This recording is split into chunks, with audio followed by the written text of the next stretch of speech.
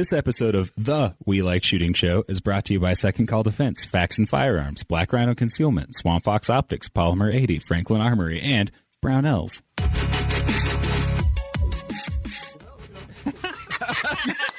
Welcome to the We Like Shooting Show, episode 372. Tonight we'll talk about Falkor, Strike Industries, Team Rubicon, and more. Our panel tonight, Jeremy Pozderac. We got Savage 1R checking in from Washington. Machine Gun Moses, Eric Krieger's here. Nick Lynch taking control there. And back from rehab, my name's Shawn Heron, and I want to welcome you to the show. I genuinely, what in the hell is happening in our lives right now? I don't understand it. Aaron, how's it going? Good. Yeah. Great. Great. Wow, you got a dog now, too. I did. I saw it at the. I was at the Tractor Supply store the other day, and I saw the dog. I'm like, yeah, I got to get it. He has puppets on his hands, so the dog actually looks a lot like your dog. And you were kind of mad at your dog last week, and yeah. And I actually chased the dog around with this. Nice. It freaks him out. That's good. I thought it was a she. It freaks her out. Oh, okay. The dog is gender fluid. Yeah. Do you even know what your dog is? Actually, it's kind of. It had a gender, but then we removed the baby making process of both dogs. So, I mean, I guess they still have a gender. Aaron, gender and sex are two different things. God. What is it? Orientation is what we're supposed to say now, but that's offensive to those of Asian descent. Right? Whoa. Yeah. That's why we just call it the celestial position. Oh, God. Yeah, no, we're talking sexual celestial. Exactly. All right, before we do anything else, let me do an ad read, and then we'll introduce our guest for the night.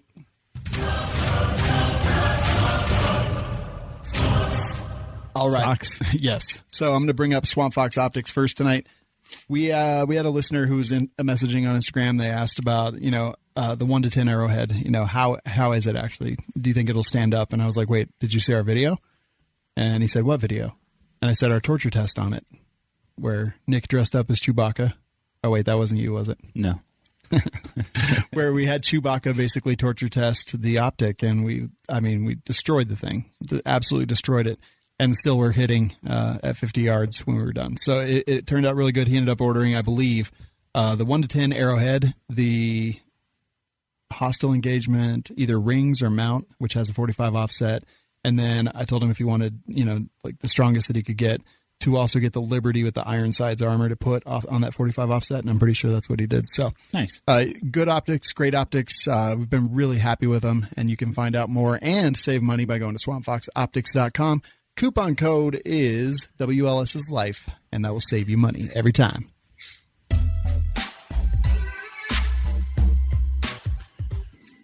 All right, so it is socks. No, that's a different one. Oh, never mind. I can't say that on the show. Someone told me what it said, but it's a banned word. Is it C? Start with a C? Yeah. In the middle letter is O, C, and the last word is K? Yeah, Kansas. Yeah, it's an abbreviation for Kansas.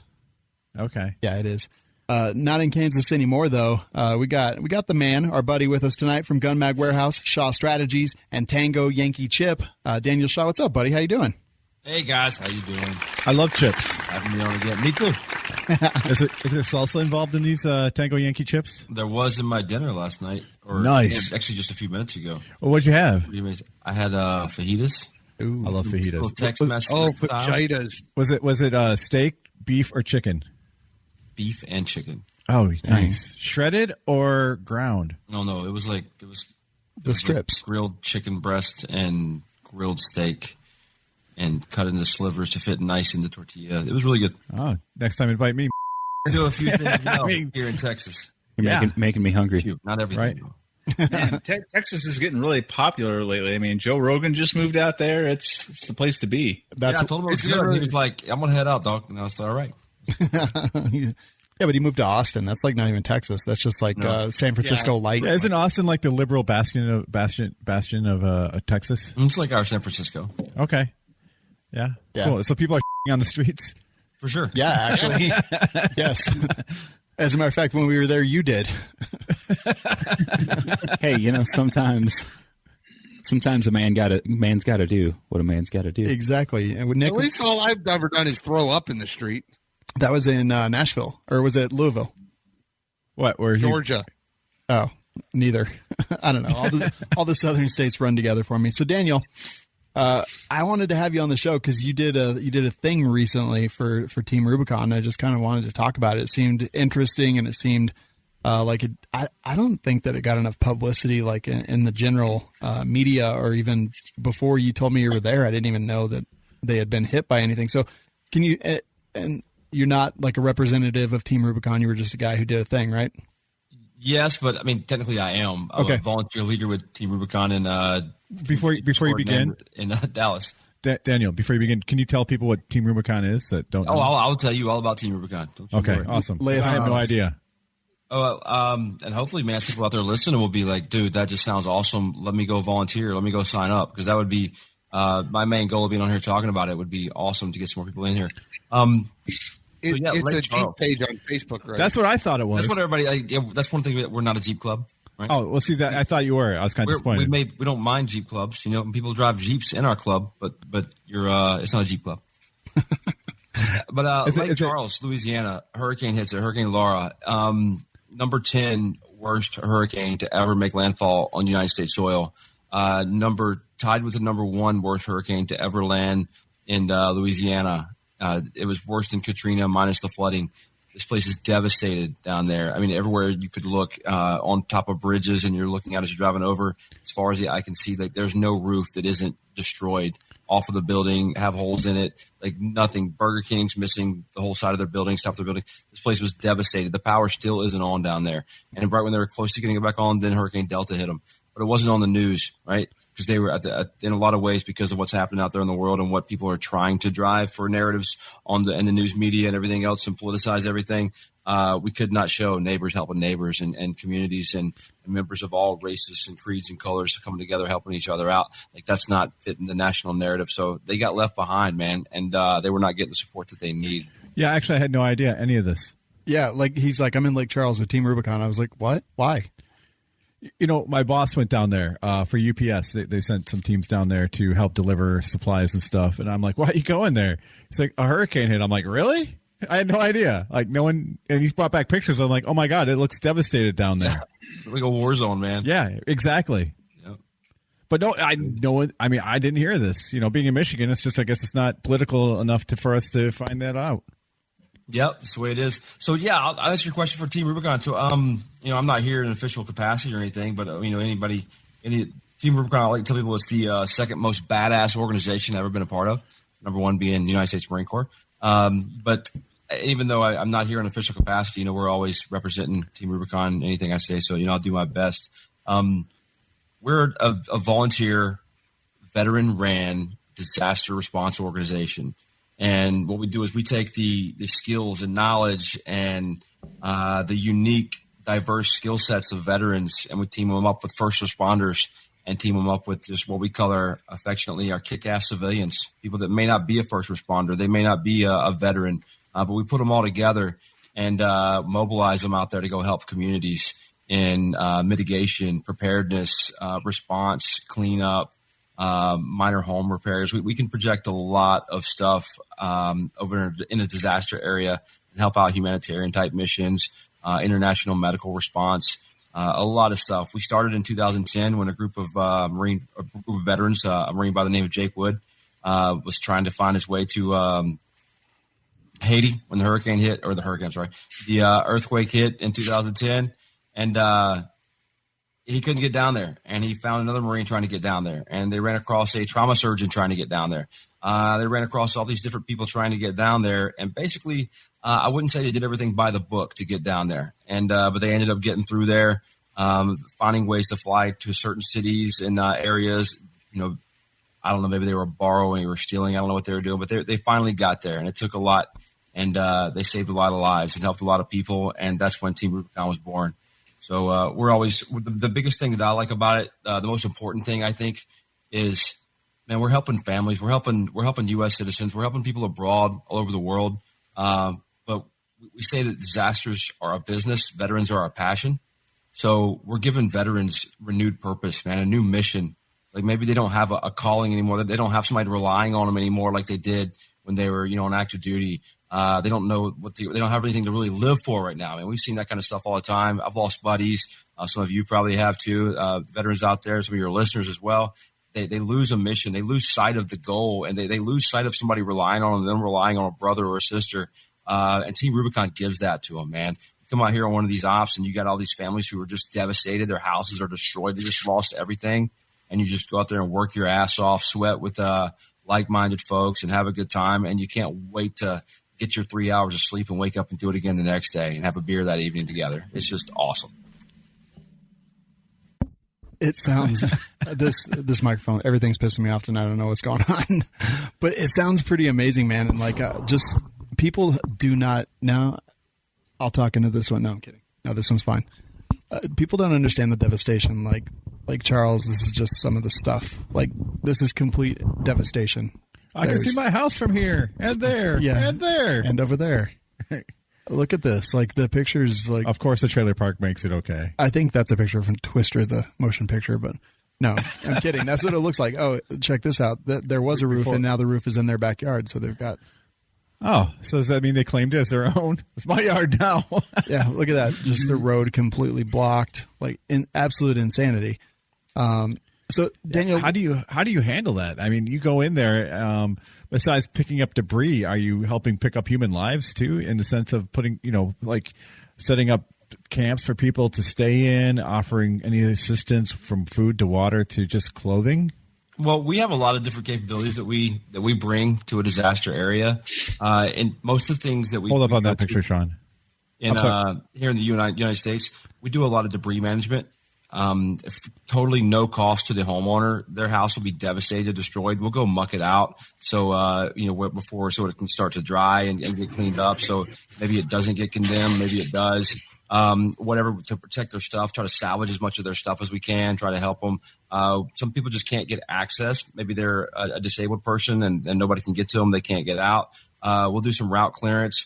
We'll make sure people have access to their homes. Emergency services have access to homes, and the homes will have a way for emergency service to get to them.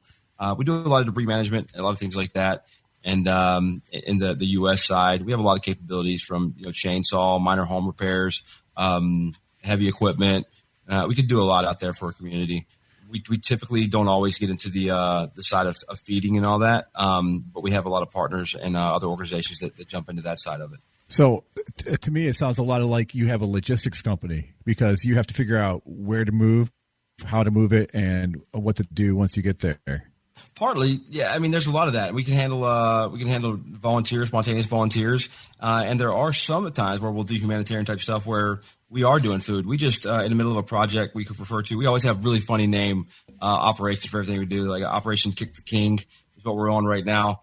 Is one of the things that are happening, and we have served millions of meals, more than 1 million of meals all over the country for people who can't get out because of COVID. They can't get out because they're scared of COVID, or they're just old or whatever. They can't do anything. We're finding ways to get food to them with working with a lot of our partners out there and getting a lot of food handed out. So when I say we don't do the food thing, it's typically not what we bring to a disaster area in the United States, but we totally do that 100%. That's awesome. So tell us when did you get the call for this last one that you did, and kind of just walk us through what the process was for you to A, get the call, B, get ready, C, get there, and then what happened when you hit the ground? Sure, man. I don't know how exciting it's going to be, but 2017, I got out of the Marine Corps. I retired in 2013, and somebody had mentioned to me about Team Rubicon on my way out. And I didn't know anything about it. Somebody had mentioned it to me, and I just heard it. Like, check out Team Rubicon while you're out there, guy. I don't know what was going on, but I remember hearing about it. And then I went for a while, and I heard somebody else mention it again. I was like, oh, that's cool. I was just thinking Jeep Club or something. And then one day, I was doing the Tango Yankee Chip thing. I was talking to my printer that prints them. I was trying to find a printer, and I was talking to a guy about what I would do, what I'm into, and the gun stuff and the military and everything. And he's like, hey, man, you just got out. Have you heard of Team Rubicon? And I was like, no, I've heard of it a couple of times, but I don't really know anything about it. And he told me about kind of what they do. He's like, this sounds like something you'd be into. And so I went and Googled it, and I sat on that for a minute. And then I saw an ad somewhere on Facebook or something that just tipped me over the edge. And I was like, oh, and I watched the video. And I'm sitting here with tears in my eyes watching this video. I'm like, I can't not do this. Like, I have to be a part of this. Were the tears from laughing? No, they were tears from like losing brothers in combat and at home. Like they were sorry to ruin your comedy, but it was serious tears, man. And I was like, I've got to be a part of this. So I signed up. I didn't get a chance to go on operation until Hurricane Florence hit North Carolina in 18. And I went out there and only had a weekend. So I spent a weekend out there just helping drag trees and shrubs and stuff. You know, I wasn't out there saving lives or doing anything crazy like that, but I was helping people have a better day. But I got to see how the organization works and how, our cultural tenets work and how the culture is so strong in this organization. And I couldn't wait to go do another one. And I didn't get an opportunity until just a couple months ago when I was close enough to when Laura hit. And went down to Lake Charles. So you just go in there and you do some work. You do some classes online. You do a few different things, and you make sure you're deployable. They do some background checks. I don't want you to go stay in their billets if you're not safe or a dangerous person or a criminal or anything. And so I just selected that I was available, and I went in and told the boss at Gun Mag Warehouse. This is why you should shop at Gun Mag Warehouse. I went in and told the boss, I was like, hey man, if you have any ounce of humanity in you whatsoever, you're gonna like not make me use all my paid time off right now to go down here. You're gonna give me some days. He's like, fine, you take a couple of days. I'll give you the rest of them. And because he knows I got to get out of the office sometimes, and he really supported me and Team Rubicon and let me go down there and do some work. And they sent me an email, said, "Hey, grab your go bag, meet up at this location in Lake Charles, have fun." Yeah. It sucks that it takes a tragedy for everyone to get together and really build up a community. Well, I mean, I really just don't want to go hang out there and like yell at people as they drive down the street. Sounds like fun to me. I do that all the time. But yeah, off my lawn. So you get there, you get all checked in or whatever. You said you were a team lead this time, right? Yeah, I remember my second op, and I went out there, and the first day I was we were going to move into the schoolhouse, like an elementary school in Lake Charles, middle school. I went over and deconned it, cleaned it all up, got the outside cleaned up enough so we could fit all of our equipment in and trucks and trailers and everything else. And we were all going to be sleeping in the gym. No AC, no power, no nothing. It's 120 degrees heat index during the day, like 92% humidity. Nighttime, it'll drop down to about 100-degree heat index. It was just miserable, man. Sweating all day and all night. No AC, no air, no electricity, no nothing. And so we cleaned this thing up, and we're about to move out there. We move out there.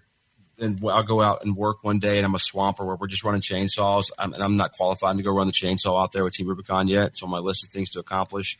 I'm just a swamper. I'm grabbing tree limbs and dragging them, just manual labor, no thinking. And it's awesome, man. Because like I'm not in charge of nothing. I'm just out there sweating, dragging tree limbs around, getting little cuts on me and stuff, and getting sweaty old lady hugs from families that were helping their houses out, and they're all in tears, and they're so happy we're out there helping them. And then we get back and we move to this school, and I helped the guys out at night who were kind of in charge over there because they were very overwhelmed, and I kept getting some stuff done for them. I was like, hand me something else, and I go grab somebody else and get it done, and not even thinking. I was just trying to. It's one of our cultural tenets is get done. It's we find a way to get it done, whatever it is, and so I was just kind of staying with that. And the next day, I'm eating dinner after going out and working. And this dude from the head shed over there walks over, and he's like, hey, Jimmy's leaving. He's the task force leader out here, and he recommended you take over for him. I'm like, I don't know anything about what I'm doing out here, right? And he's like, yeah. And I was like, I barely know what a 204 form is. I don't know the whole FEMA incident command system. I don't know all this stuff. I was like, but this sounds like platoon sergeant work. I can do that, in the Marine Corps. But all the administrative stuff, like you're going to have to babysit me and answer questions for me like crazy.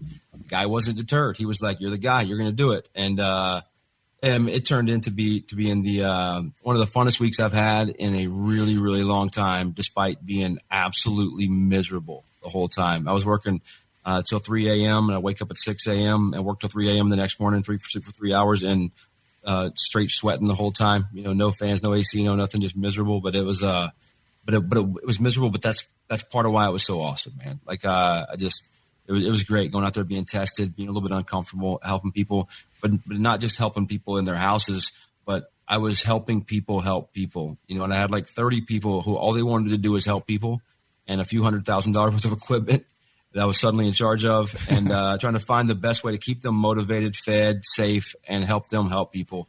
And it was an extremely rewarding experience, man. Like I've came back and they asked me to apply to be a volunteer leader, and I did that.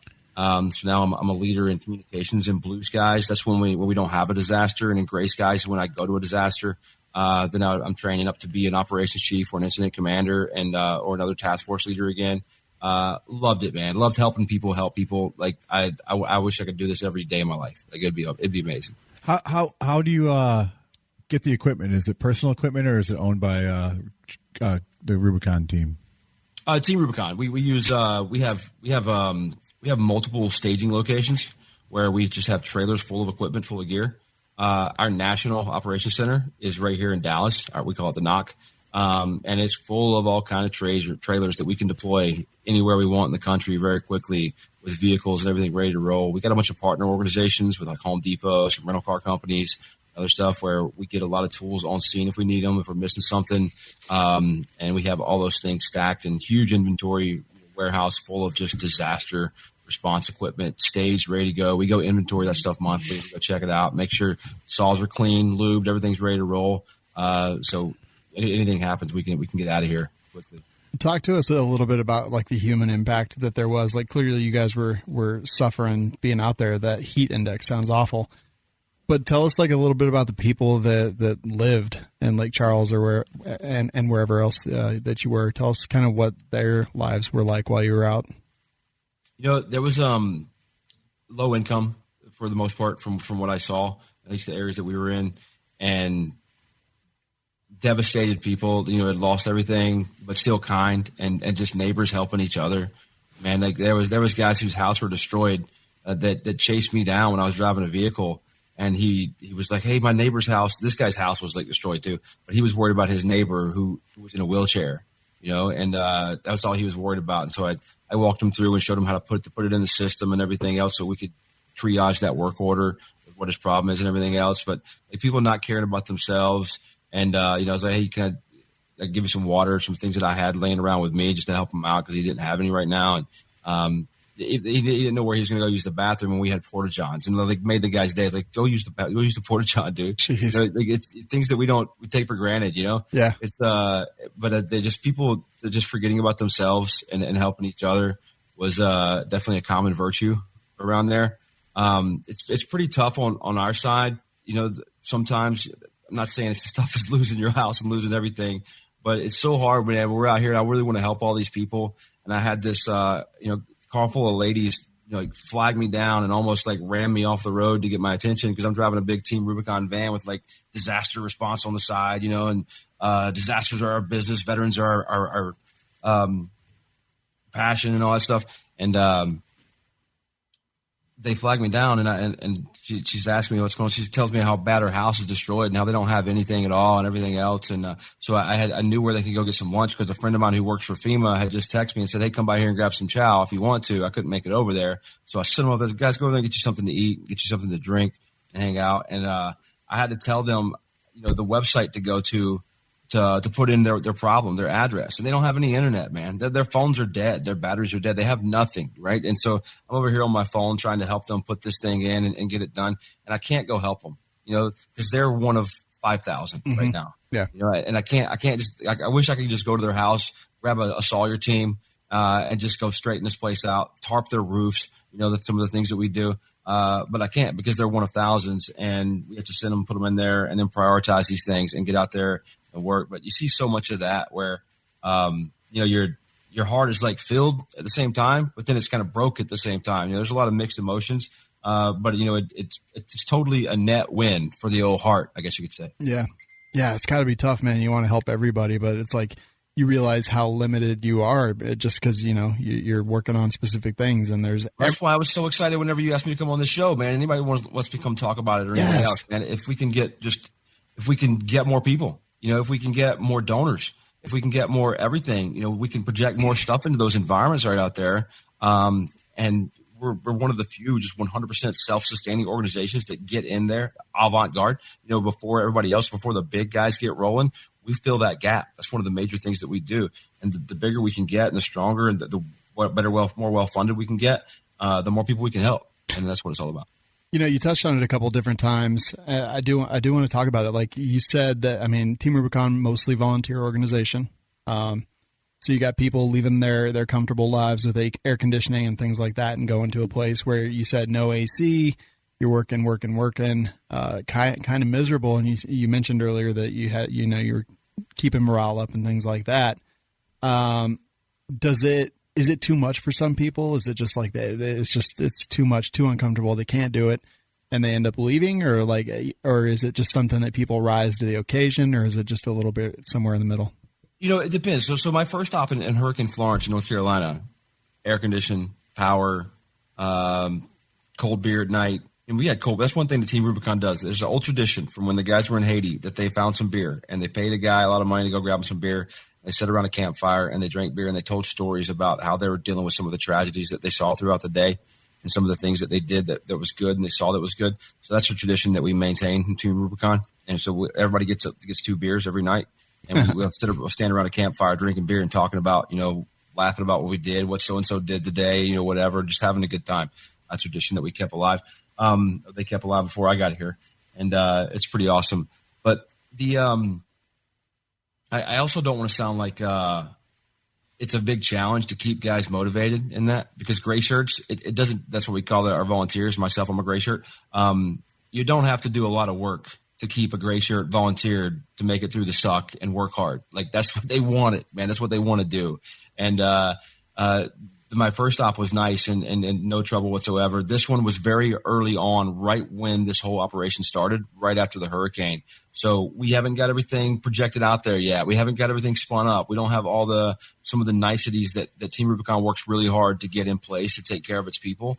We didn't have all that quite yet. It was on the way, and some of us had to be there to tolerate that suck a little bit so we can have it ready for those next group to come. And it's gotten better and better throughout the whole every day goes by. It gets better because that's one of our things that we do out there in the middle of the whole thing. No matter what stage we are in an operation, you try to get a win every day. You try to make it a little bit better for the gray shirt experience every day. You try to make it better for the community every day.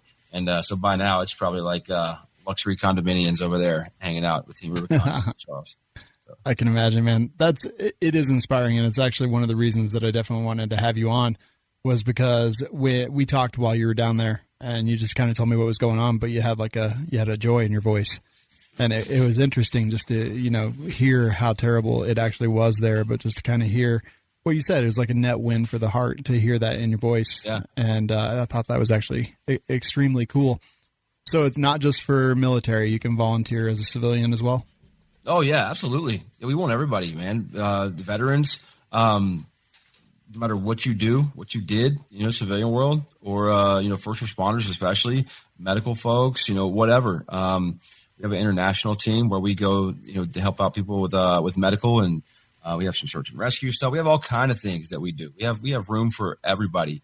If you are a finance person and you're an accountant, we would love to have you. There's plenty of work for you to do. If you're and in blue skies, when there's nothing going on, you might be helping us plan operations and plan exercises and plan training events. If you're a really social person, bubbly person or whatever, there's a job for you. It doesn't matter what it is. If you're a really good writer, we've got a communications job for you in blue skies just to help out, once or twice a week. And then whenever a disaster happens, you're out there slugging it out with a chainsaw, so it's kind of, there's anybody, man. Anybody's skills is going to be put to use and found. And we often we do our best to not tell somebody, hey, we need this, so you need to go do it.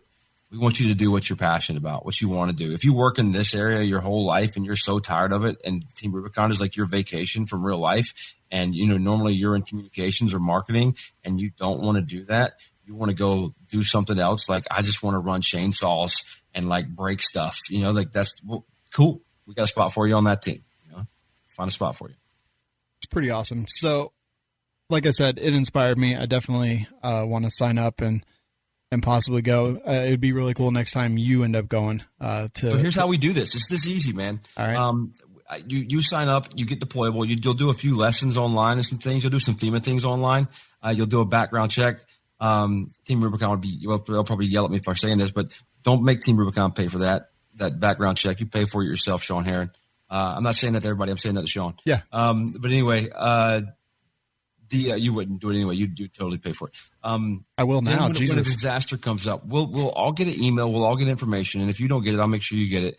there's a hurricane hit or something's going on, and we'll both select the same availability, right? We'll select the same availability, and if somebody else wants to volunteer and jump in there, they'll select the same availability, and we'll see if we can get everybody together. You know, I'm not a big enough deal to go pull strings with the mobility people and all that stuff. But chances are, with the proximity that we're in right here, we could probably get mobilized at the same time, especially during COVID, because it's a little bit harder to get moving in COVID, and we usually take a while to turn on the aircraft flying around people. We have a big network of pilots that fly each other around. We have partners in the airline industry, you know, commercial airlines that fly us around and help get our people where we need to go for disasters. So with COVID, it's a little bit harder to get all that turned on. So being within driving distance to the Gulf, you know, where both of us are, we're within driving distance. It would we could probably get together. Okay, that's very cool. And then if people, you know, like sometimes it's hard to get away. Like I'm lucky because I do have freedom to get away a little bit. But what if they just want to financially kind of get involved? Yeah, go to teamrubiconusa.org and you will see some stuff on there to donate. Don't just go donate right away. Watch some of the videos first, man. They will inspire you to put another zero on that donation. Like I'm telling you, it's no lies on those videos. It is, Shawn, I guarantee you, if we could go hang out in a disaster and work with TR for a week straight, it's going to change your life, man. Yeah. I promise you. I'm going to be sweatier than I've ever been. Yeah. Man, I was working out. My trainer, Varg Freeborn, he was giving me these workouts. I'm doing like 3 hours of workout a night. I was eating like 3.5 thousand calories a day. I mean, I was going crazy. I gained like 9 pounds of straight muscle. Like I was swole. My wife's like, who's that guy? Like, I mean, it was legit. And then I go down there and I'm eating like 1,000 or a little bit under 1,000 a day and doing the equivalent of like 40 CrossFit workouts a day. And I could just smell the ammonia constantly, just my muscles burning. And I lost like 7 pounds down there. Just like of all that muscle I'd work. But what Varg had got me going on, man, I got stronger, and I was ready for that work. He helped prepare me for that, so it was awesome. Well, yeah, I'm not going to work out or anything, but that's a requirement. God, it's not. Yeah. So, all right. So I just signed up as a gray shirt. Welcome. Yeah. So I think that's a little bit scary, but also cool. And I also signed up for a recurring monthly donation to Team Rubicon because, like I said, you inspired me. I've been meaning to invite you on the show for a bit to talk about your experiences because I just thought it was fucking nuts, man, that I straight up didn't know anything about Lake Charles until you called me and told me. Well, I also want to say thank you and to the Cult members out there who helped support me. You know, I don't want to go into detail about how they helped us and everything like that. Because I may have broke a few rules to that, but man, you guys, dude, I had to stop it, and I had tears in my eyes, man. I was just like, holy, this is freaking family right here, you know? Because my people were hurting, and they needed to get the mosquitoes off of them, and they needed to get some air on them, and we were able to get a lot of things done with your help, and I really appreciate that, and it helped make me a freaking hero. So it was and I wasn't trying for it to be, but man, they were just so thankful, and just to get a little bit of help. One thing that we did down there, you know, we couldn't get some food and good food a couple of days. We had some cereal and some like, you know, crap milk that lasts for 20 years, and I was like, what are we eating tomorrow? I have to ask my logistics girl. I was like, what are we eating for breakfast? Because I was always trying to stay ahead to make sure, like, no, we're not doing that. Or like, no, we better figure out a way to get around that because that's not happening. If there's something garbage that is going to kill morale or something, because these guys were working so hard, I wanted to keep them fed. And there was one time where we had like a little slop of mashed potatoes for lunch and a little slop of mashed potatoes for dinner. I'm like, we got to get more calories in these people. So after that, I was trying to stay ahead of it. So we went to Walmart. We bought a griddle, right? We went to an hour away and bought a bunch of eggs and some pancakes and all kind of stuff. And we came back, and I had a guy who was COVID certified because he was he was a Louisiana Cajun guy. He talked whatever you think he talked like. That's how he talks. Like Cajun. And man, he cooked the best eggs I've ever had in my life right there in the middle of the hot, sweaty middle school. And the whole place smelled like bacon instead of sweat for a little bit. It was awesome, man. Like it was so good. That's so awesome, man. Yeah, it was. Yeah. I'm telling you, man, that phone call that you and I had like literally, I was instantly really interested in learning more and maybe even doing it. Like it's kind of a big deal being out there and helping, and not helping because you're getting anything out of it, just helping literally just because that's what you want to do. And I mean, Team Rubicon seems to have that in spades, like just honestly tons of people showing up, right? Oh yeah. You're not going to want to get anything out of it. You're not going to care about any of that, but you're going to get tons out of it, man. You're going to make new friends too. I made a lot of new friends out there. I don't know if you saw my Instagram post recently. I think it's my most recent one. But there was a gentleman there who had been with Team Rubicon for a long time. He's actually at one of the big Air Force colleges. He teaches leadership there as a professor. Really, really smart guy. But he was the lead sawyer, the lead chainsaw guy there.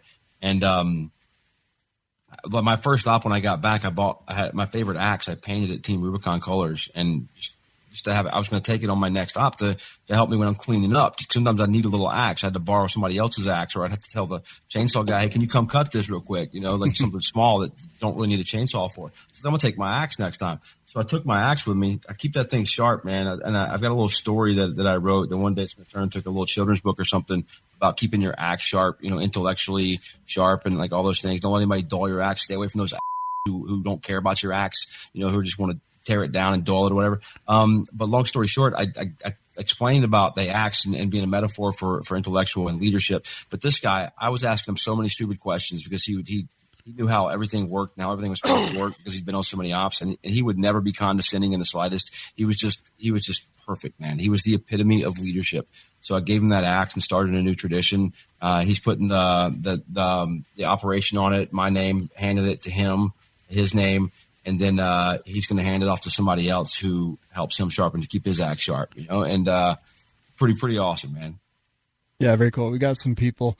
Geometrics in the chat says, hold on. Real talk. Rubicon what the Rubicon was one of the best experiences a young sergeant could experience. Okay, go ahead, Jeremy. I was going to say, why can't you use a chainsaw? You can use a chainsaw. You just said you could. But he's not qualified. I'm not qualified to use a chainsaw. It's a chainsaw, not a space station. That's you're not allowed to use chainsaws until you get qualified in Team Rubicon.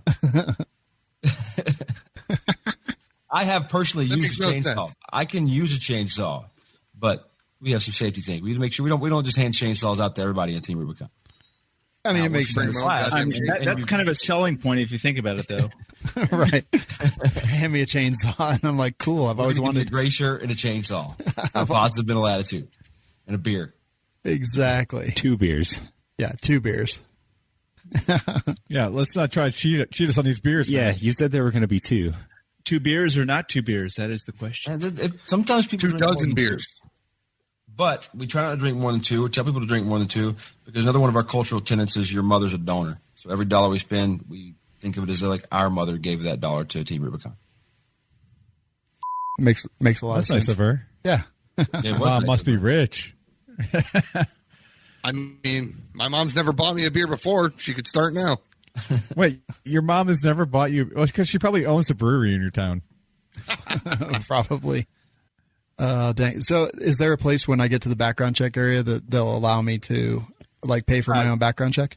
Yeah, it'll say, do you want to pay for it or do you want to pay for it? We should just listen to you. I'm filling out the skills and experience right now. Yeah, let's just listen to you guys narrate you filling out these applications. Hey, man, I genuinely want to do it. No, that's guys great. Skills and experience right now, without a doubt, like would be useful. Yeah, I put medical. Can I shoot at the storm? Ooh. I will just shoot at the hurricane as it comes through. That's a good idea, and you could bring that free ammo. Around the pond. Right, you bring that ammo. Magazines from Gun Mag Warehouse. And, if you have a nuke, that might do something. I'm just saying. Just throwing that out there. We'll certainly do something. Yeah. Certainly. No, it's awesome, man. So you're going to do Team Rubicon again? Oh, yeah, man. I'm doing some of the classes. I just signed up for a class, and I've done quite a few classes since being out there. I've had 2 or 3 things to do every day or every week since coming back from becoming I guess full-time volunteer leader.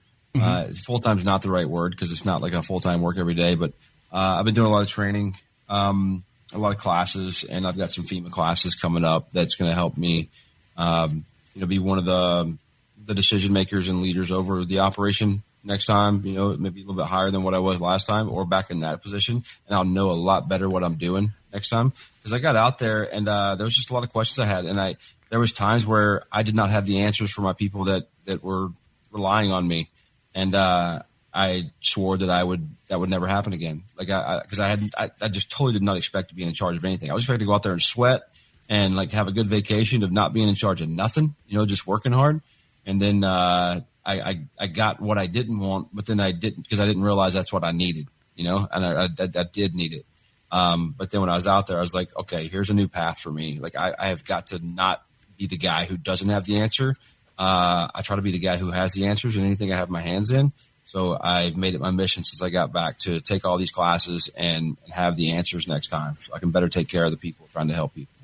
That's awesome, man. So people that want to get involved with Team Rubicon, teamrubiconusa.org. Clearly, Aaron is signing up for it. I signed up for it. So if we can do it, you can definitely do it. That would be pretty. Yeah. I hope that we can find one that the skills part's going to last forever. We can get to. Really? I just put medical, and then that was all I filled out. Oh, I've got logistics and transportation. Ooh, you got logistics and transportation? I work for UPS. I'm in charge of all the vehicles that get loaded and unloaded. Oh, you'll be a logistics section chief in no time. Oh God, here we go. You know, my head just went. I just deactivated my account. I'm out. I'm just sitting for the free shirts. I'll be honest. All right. Dang. Yeah, that's pretty awesome. So teamrubiconusa.org is the place that you can go to do that. Daniel, thank you for sharing that. That's super awesome, man. And super awesome that you do it. Man. Hey, I hope that wasn't so boring, but can I tell you what happened at the school when we were deconning the school? Yeah, please do. No, please do, man. Wait, but afterwards, I want to hear about those chips because I'm still hungry. You got it. So I get to the school, right? And we spray the whole gymnasium down with like bleach, and or like some inside disinfectant hospital grade stuff to make sure we kill anything that's in there, whatever growing, because this place has been open for a few days since the hurricane hit. So we're in there deconning it because we're going to put cots in here and people can sleep in here. So we go in here and there's two gyms, one on each side, and there's like a little lunchroom in the middle. I'm outside cleaning the outside, and we finally get all the brush out of the way. I go in and see where they just sprayed the whole thing down. I wasn't in charge. I was just a dude out here working. And, I go in and I'm like, man, it won't dry. Like it's just with this crazy humidity, and hitting this thing with this stuff, like we just could not get the water in there after that part. And we didn't have any squeegees. Like we just could not get the gyms to dry. So I was like, I walked around and I found a Zamboni, like the Zamboni, like yes. the Zamboni machine. So we don't have any power. So then I walk around some more, and they were just roofing the place before the hurricane hit. So I found a hidden generator underneath some tarps from the roofing equipment from the people who were roofing the building. So we borrowed this generator, but I couldn't find an extension cord. So another guy's like, hey, look what I found. He had an extension cord. So we connected this thing together, and we cranked up and charged the Zamboni battery, right? So then we went through, and the Zamboni got up like probably 30% of the water out there. It didn't get it all, but it got up like 30% of the water. It wasn't enough to get everything out there.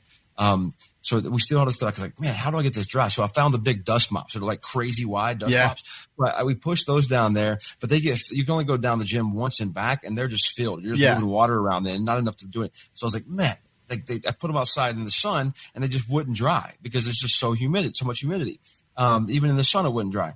So I'm looking around some more. So I'm like, oh, dude, I found like the lawn care area, and I found a leaf blower, like freaking gas leaf blower, like, So I grabbed this leaf blower and I try to blow the water out of the gym. Like that doesn't work. I was like, but I'm going to go outside in the sun with this hot air coming out of this leaf blower, and I'm going to dry these dust mops. So I would like hit these dust mops, dry them, right? Go in there. Like it's just problem solving, man. It was like we were like on a scavenger hunt. It was like a video game where you had to have the thing to get to the thing to open the thing. And like we were all looking for like, oh, we're missing this piece, guys. We need to find one of these extension cords. Okay, we need this now. Like it was awesome, dude. And we got it all done. And then we found that was what we ended up with, was how we're going to dry this floor. And we got it dry, and we were out of there. It was awesome. That is awesome. And I was literally, as you were telling me this, I was like, this sounds exactly like a video game. Yep. Also, to my skills, I just added can drive a Zamboni. So right on. I've done it before, several times, in fact. It's awesome. But yeah, so cool, man. Literally, I feel like we could be here like all night. Any other crazy stories that happened while you were down there? Oh man, I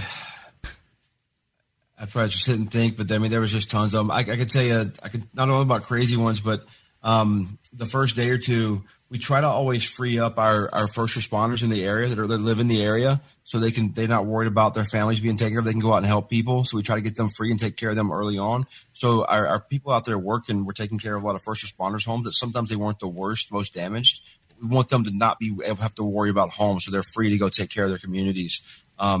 And some of our people were starting to feel like, man, like I really wanted to help somebody and I didn't get to. And I had this a little bit older lady. I mean, I wouldn't say older. She was probably, early 50s, and a little bit older than me, a little bit more gray hair than me, which is a pretty tough category because I got quite a bit of gray hair. Her and another guy that were on the team, one of my teams, and they're like, hey, we were out here working this one. And it wasn't like the worst job, but we couldn't get it done in time. The neighbor is a Vietnam vet. And he had to crawl underneath a tree to get into his house because he couldn't get in. And if you want to get Team Rubicon activated, have another gray shirt family member, or or a veteran needing something at their house because like it will get done, So they were like, we really would like to do that one. And I know you're busy, and I know we've got like all these work orders and everything else, but we talked to them, and I really want to help them. So I called the ops guy, and I was like, hey, you need to give this team a win. Need to do this, and we get this Vietnam vet, and he's like, say no more. And it was a priority work order for him when I got the 204 for him for the work orders that night. And I grabbed her and him, and I was like, look, you guys, here's the 204s. And so your priority work order, your number one work order for tomorrow. And she was crying, man. She was like in tears, like just so happy that she gets to go help this guy tomorrow after getting no sleep, after not eating well, after everything else. She gets to go help this guy tomorrow. And that made her day, and, that's the kind of people we hang out with. Like I get chills right now just telling about it. Yeah, awesome. Corbin C. says, I'd love to have Daniel talk to some of my emergency management students in Job Corps. You got it. I'll be one of your emergency management students. Exactly. I would love that. That's awesome, man. Where? So cool. So yeah, again, it's scrolling at the bottom for people watching, those listening. Team Rubicon, RUBICON USA.org, teamrubiconusa.org. Daniel, you're always up to about 450,000 different things at any given time. So Shaw Strategies, doing any training lately? Yeah, I had a class here in Dallas a week ago, and then this past week I had 2 days of handgun, 2 days of rifle. On Wednesday or Thursday and Friday I had a handgun class. Saturday, Sunday I had rifle. So I just finished 4 days straight. Great class, man. Like over 30 students altogether. S7 Tactical in Conway, Arkansas. Old Marine buddy of mine owns a place down there, and it's just always a great group down there, man. It's a really cool place. That's awesome, man.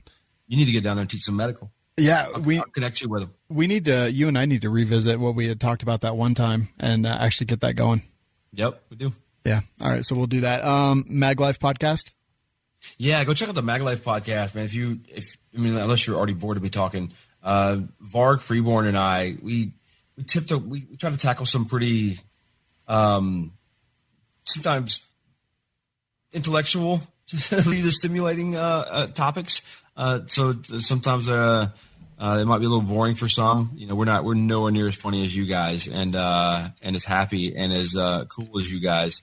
But we try to tackle some subjects that we think the gun owners out there are going to care about, and if they don't care about them, we think they should. We might be wrong. We might be right. I don't know. Good stuff, Nick. I'm glad that you recognize. Yeah, Daniel Shaw said we're cool. Yeah. You guys are cool, man. No, he didn't just say we're cool. He said we're cooler. My wife watches your show too. Like, you're cool. That is true. That is pretty true. She does. Yeah. Yeah. We see her on occasionally. I'll be like, "What are you doing?" She's like, "I'm watching We Like Shooting." I'm like, "Oh, hi." Yeah. You're like, "Oh." Are we allowed to say her name? Yeah, I mean, she's cooler than me. Oh, you can drop her Instagram plug. Yeah, let's drop her Twitch, whatever. Yeah, drop her Twitch. Hi, Andrea. Hi, Andrea. Drop her Twitch. What is it? It's she's BB556. Yeah, I couldn't remember the numbers, even though I should have remembered that. Yeah. Gun Mag Warehouse. Yeah, I run marketing at Gun Mag Warehouse, and it's pretty cool. I just got old Marine buddy of mine who who went to art school. He was the artist recruit back in the day in the Marine Corps, and just drew everybody's tattoos and stuff. And it didn't surprise us when he went to art school. And I kept in touch with him the whole time. We went to Iraq together on one of my trips. My first trip was with him, and then he got out before the next one. And then he went out to L.A. and he just recently left L.A. as a senior compositor. So you have watched tons of movies and TV shows that he did the CGI, maybe even led the digital graphics in that thing. He made a monster come out of a pool, did the whole scene like in Stranger Things. His studio worked on most everything J.J. Abrams does. He is a ninja, dude. Like, he will put a city in the background. He will do like the whole Minority Report stuff with the blah blah blah. Like, he does that. Person of Interest, he ran that one, worked on that one. Okay, name it, man. Like, so he's a lot of the Marvel stuff, the show, the Netflix series stuff. He did a lot of, like, it's ridiculous. So now he's my video guy because he just got tired of the LA scene and the whole world. And I was like, dude, let's make awesome gun videos and fun stuff, and stop doing that. So I made him a job offer and he took it, and he bounced out of LA. That is crazy. Now he works for us. Okay, and, that's pretty awesome. Cool. So we're gonna be able to do some cool stuff. We should do some cool stuff with you guys. Done. It's 100% CGI. It's so cool to see all these guys running away from LA as fast as they can and like getting into stuff that they want to do by themselves, because LA is such a show, especially if you're trying to work in the industry, and people don't understand that you don't really need to be working in LA to produce cool anymore. Yep. Yeah, that's amazing. But can we make full CG videos with motion capture suits? I mean, yeah, absolutely. Yeah, he's explaining about how we need to get this green screen and trackers and radio frequency trackers and this and that, and we'll de-age Shawn. Yeah, like all these different. Thank things. you. That's mostly what I was thinking. Like, not even all that stuff. It's just you how need much money are we going to spend? Not even like crazy stream stunts, stuff like in Mandalorian, where you just have this big projection wall. Oh yeah, yeah. I was thinking we wouldn't even do like anything crazy. We would just be like the most attractive people in the world. Yeah, because we'd be 100% CGI. Yeah. Oh, so we talk like Zoolander and Derek Zoolander and Hansel. Yeah. Basically, that would be fantastic. Holy shit, still working on the skills-based stuff, dude. This is taking forever. Yeah, I had to quit so I could focus on our guest. Oh, I can see him. I got him in focus. Tango Yankee Chip. Yeah, I think I may have mentioned this a long time ago on the show. I think you did, yeah. It's something I've been doing since 2014, I think, or 15. But I had this idea. Somebody did something really nice for me, and I wanted to say thank you, Matthew. Very kind of you. Somebody did something really nice for me, and they didn't know I had a need. How they even knew it, I don't even know. It was like magic or something. And they did something nice to me. And I just got back from teaching a class in Canada where a Canadian Royal Mounted Police officer gave me an olive drab Canadian flag patch. So for me to say thank you, I grabbed that little patch because it meant the most to me right then. It was the smallest and like the most meaningful thing that I had in my possession. So I gave it to him. I said, thank you. I didn't want to give away my patch, but it was like, I wanted to say thank you to this guy. So I gave him something that meant a lot to me. So I was like, I wanted to have like a challenge coin, that I say thank you to people. And I'm like, well, that's pretty freaking arrogant to have a challenge coin that says thank you for somebody does something for me, like trying to promote the idea that people should do things for me more often. But then I ran it by a couple people about what I was thinking about doing.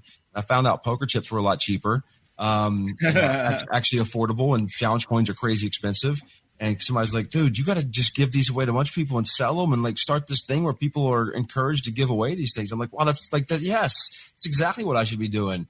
We should start this movement, this Tango Yankee, the radio etiquette for thank you, to live a life of gratitude, to say thank you to people, to say what you mean, to say what you feel, tell people you appreciate them, live a life of gratitude, and walk around with 2 of these chips in your pocket.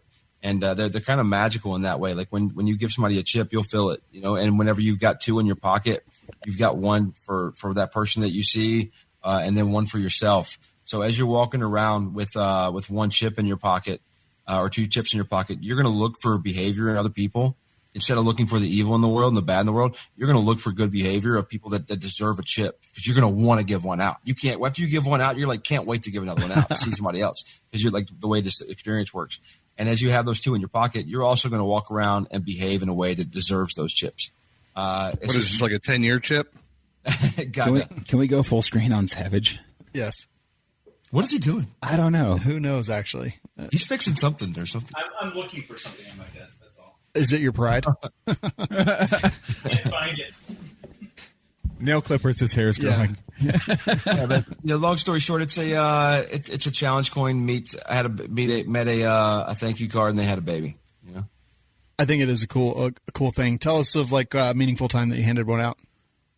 Oh man, I've got so many meaningful ones that I've hung them out. The coolest ones that I've got are from stories from people that hand them out. I've got an email from a lady who wrote me this crazy long email telling the whole story about what her stepdad did for her when she was a little girl and took her in after her dad like ditched her and stuff, and like when they were both grown and she got out of college, and she gave them this coin or challenge coin or Tango Yankee chip at Christmas, and like they hugged for an hour and cried when she said, when she called him dad for the first time or something with the Tango Yankee chip.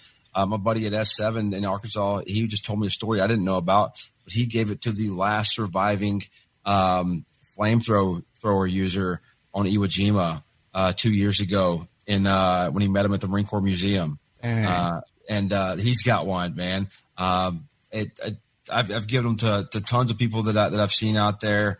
A lot of people that we know in the veteran community and the Gold Star community have them. It's handled to a lot of people out there, and it's been a great experience, man. It's been awesome. And I'll just give them I'll see a veteran at an airport or somebody somewhere, and I'll have my son go give them one, or if I see somebody somewhere, I'll give them one. I give them to law enforcement officers. I got patches now, so I give away those patches in classes now after the class. When I tell everybody, thank you for trusting me, signing up, and giving up your whole weekend. Money, time, your family gave it up and everything. You could have been doing 1,000 things, but you decided to come out here and get better at staying alive for those that you love, and just tell them thanks. So pass them around all the time. That's cool, man. Where can people get those? TangoYankeeChip.com. Check those out. Pretty soon you'll be able to see them on, I'm hoping, a very, very popular veteran website where it's one of the most popular blogs out there. Pretty soon, kind of, if you think the Forbes for veterans, if that makes sense. All right, yeah, these are cool as hell. I didn't realize you had the patch until you said that, and then I saw brand new. It's been out for a couple of weeks. It's brand spanking new. That's pretty cool. I'll send you guys some. Don't buy any. I'll send you guys some. Too late. So Nick, tell me who would you give a Tango Yankee chip to? That's a really good question. Definitely. No one on this cast. Oh God, no. I'm sorry. Was that even that was never even implied? FYI. That's a really good question. Yeah. I don't know. Aaron, who would you give one to? I would give one to none of you guys. I'd give one to Daniel. Okay. Totally stole what I was going to say, but I mean, kiss ass. Yeah. Well, I'm smart.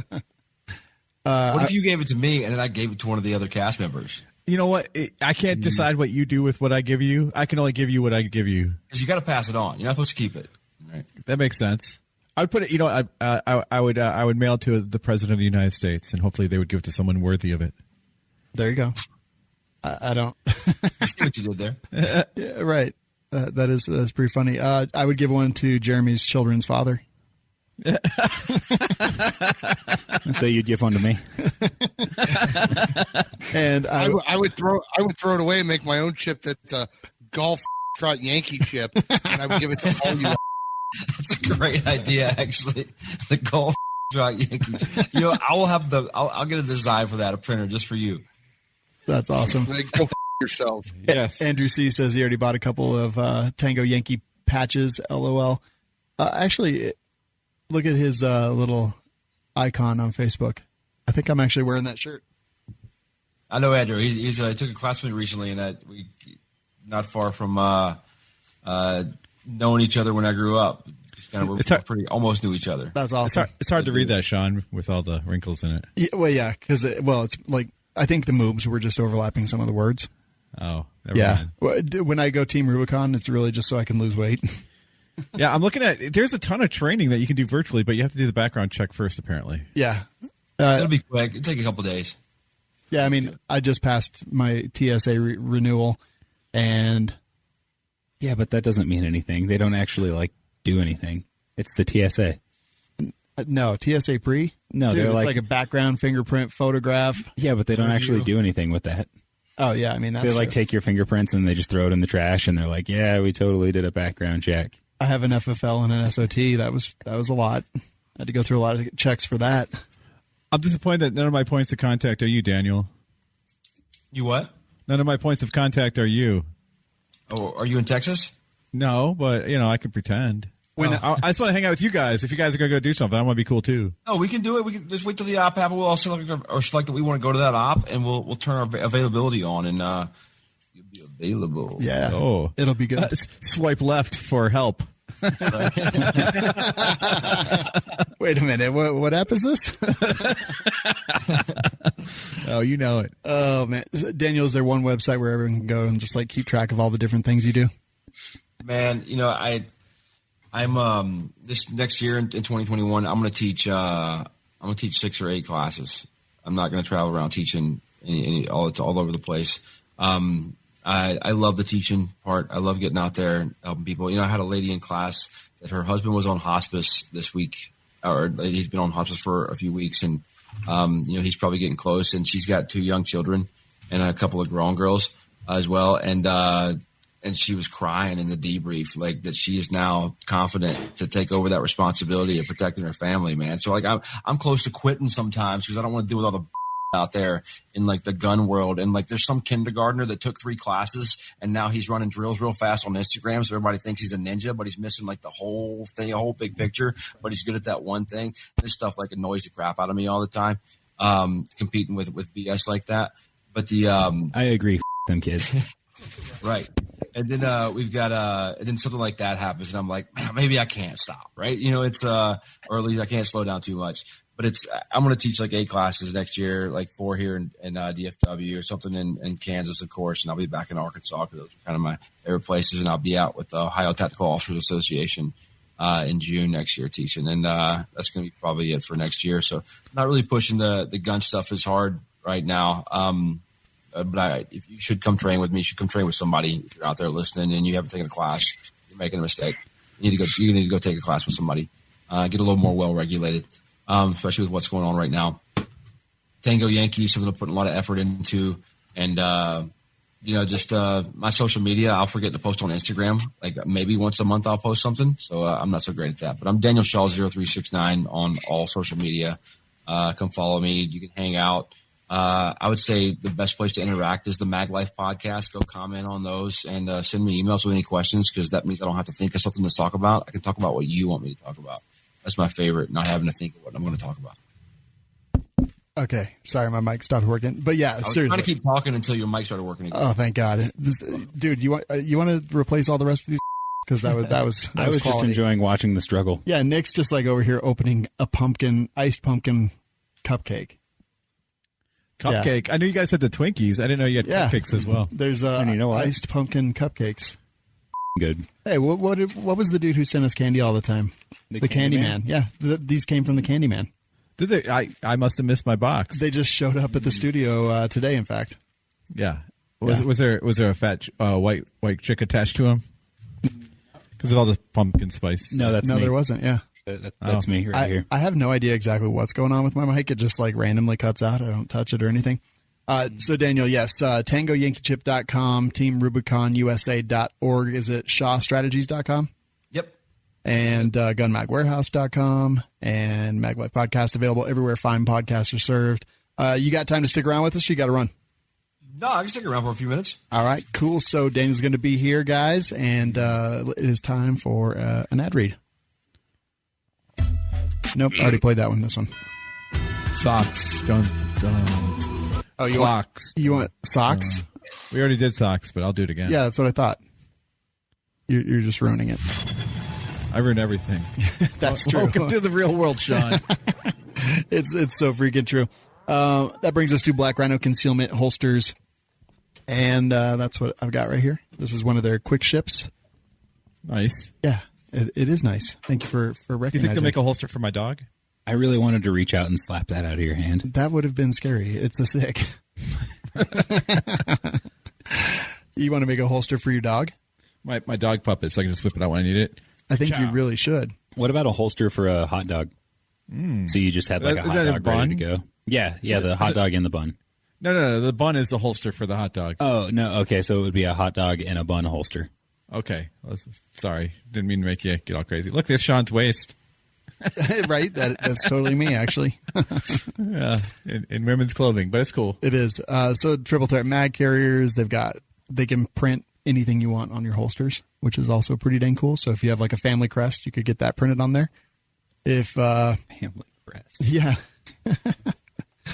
It was all I could come up with. Like anybody that listens to this show has a family crest. They might. You don't know. All I can see is like a yard sign, like, don't park, beware dog. That's people's family crest sign here. In the best sellers, it has a Hudson H9. Really? You know what? I would love a Hudson, to be honest with you. Yeah, so would I. I think, isn't Daniel Defense, didn't they buy them or something? Did they really? Good. I'd like to see the Hudson come back in a form that actually works. Yeah, I like them. But Black Rhino Concealment makes awesome holsters, and we know you all bought all the guns. We know you bought all the ammo.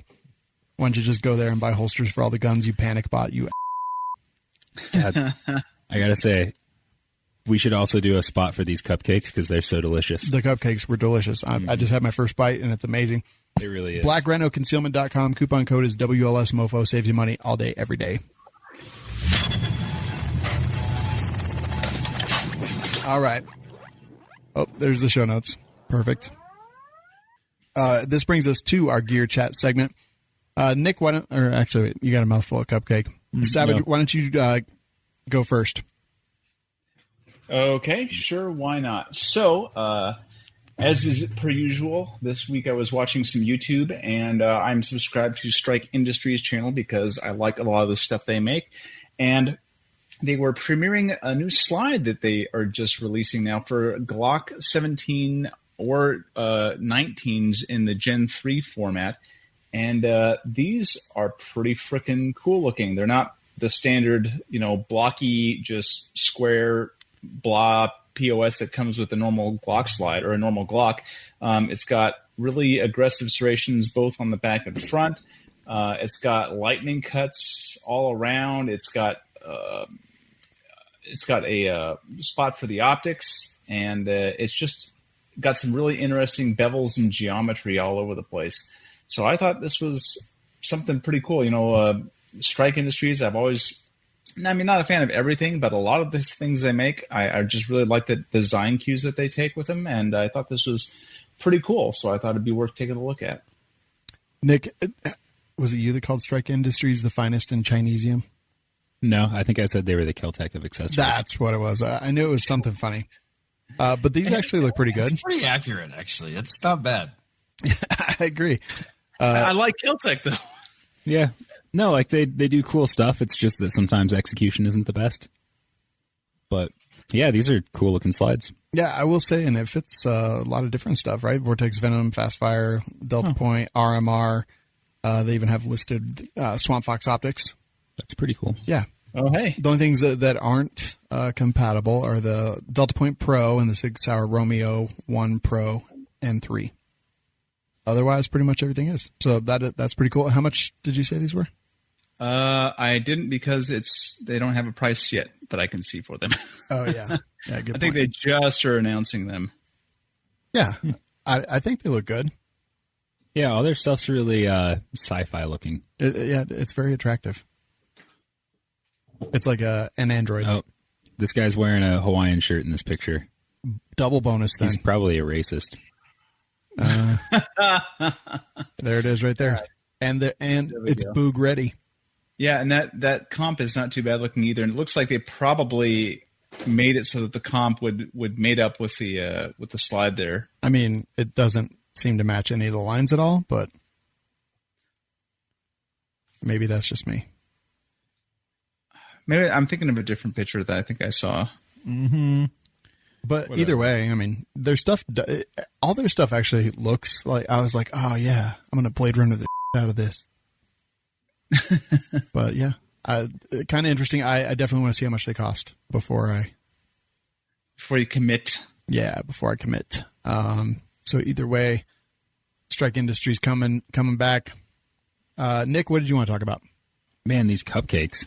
The Twinkie is not as good. It's like a regular Twinkie, but the filling It's pumpkin is flavored. spice. Yeah, but the Hostess Ice Pumpkin limited edition cupcakes, pretty good. Yeah, Candyman killed it. Yeah, They're delicious. You could even take one home. I might. They're so good. Okay, so there is another 9mm AR on the market. And this one feeds from Glock mags. No way. Yeah. Oh, What? man. It's a game changer, guys. Yeah. Control C, Control V. So Falkor Defense has their 9mm AR out now. It's a cool looking gun. It looks like they've got a big bright orange magazine release on it, and then the gun itself is gray, which kind of reminds me of a something that Q might do. This looks just like a CMMG. Mm-hmm. I wouldn't. I think it's direct blowback. So, yeah, probably not the same system. It looks similar. Yeah. Yeah, it looks like all of them to me. Mm-hmm. They're saying that what sets them apart is that they have a heavier duty bolt catch that won't break or malfunction as often as you would typically see. As often as the standard bolt catch? I mean, is that it? As often as a standard bolt catch on a 9mm. Yeah, the AR. 9mm are a little bit less robust. So I guess it's a beefier mag catch design. Otherwise, fairly standard stuff. It's got a flared magwell. Nice, Jeremy. Oh, jeez. Just bring that up in the middle of product review. There's a dead mouse. Here, hold on. I had to leave twice because my wife saw a mouse over there. I'm like, I'm gonna go get a mouse trap. So I put it in there, and like 30 seconds later, the dumb walked right in. That was fast. I love that it looks like an alligator. His That's eyes pretty all cool. bugged out. Jeez. Nice. Yeah. Oh, Got a little bugged out eye. Oh, God. interesting. Oh. All right. Well, I mean, yeah, that's one of the classier things that's happened on this show. For sure. For sure. Yeah, but Price. yeah, price. Like Vincent? The price is pretty reasonable. It's only $15.74. Is that reasonable? It seems Are we that's considering expensive. that reasonable? Yeah. I mean, yeah, no, that's pretty expensive. Falkor does make very nice stuff. This, I'm sure, is a premium quality firearm. $15.74 is in line with a lot of their pricing on a lot of their products, I think. Mm-hmm.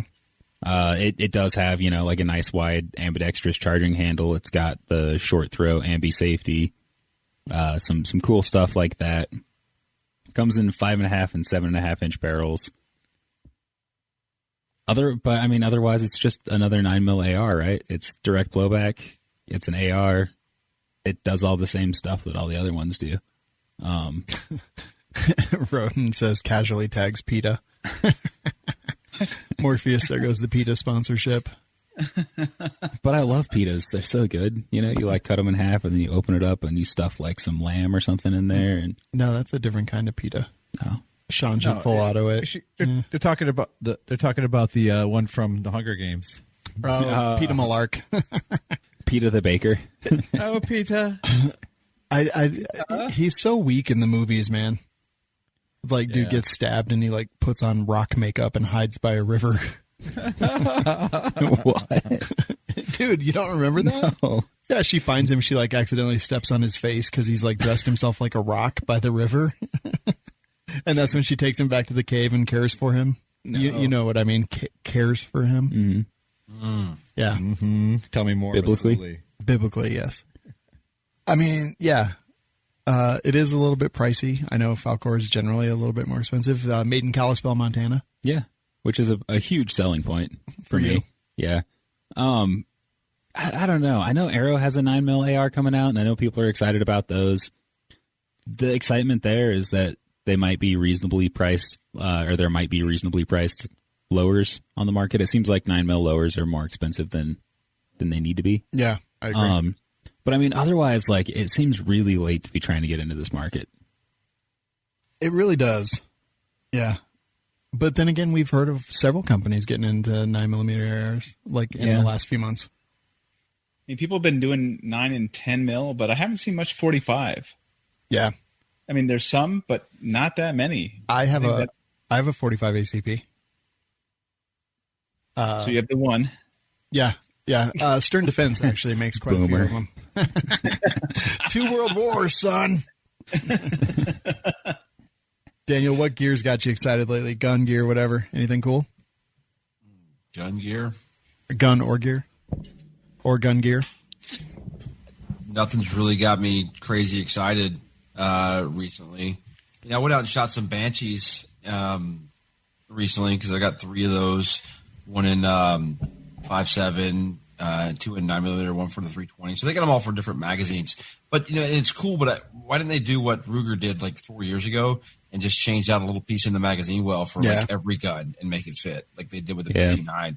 Like, we've already figured that out, guys. Why don't we just do this? Like, it fits everything. Whatever you want, here you go. You don't have to buy a new lower for everything.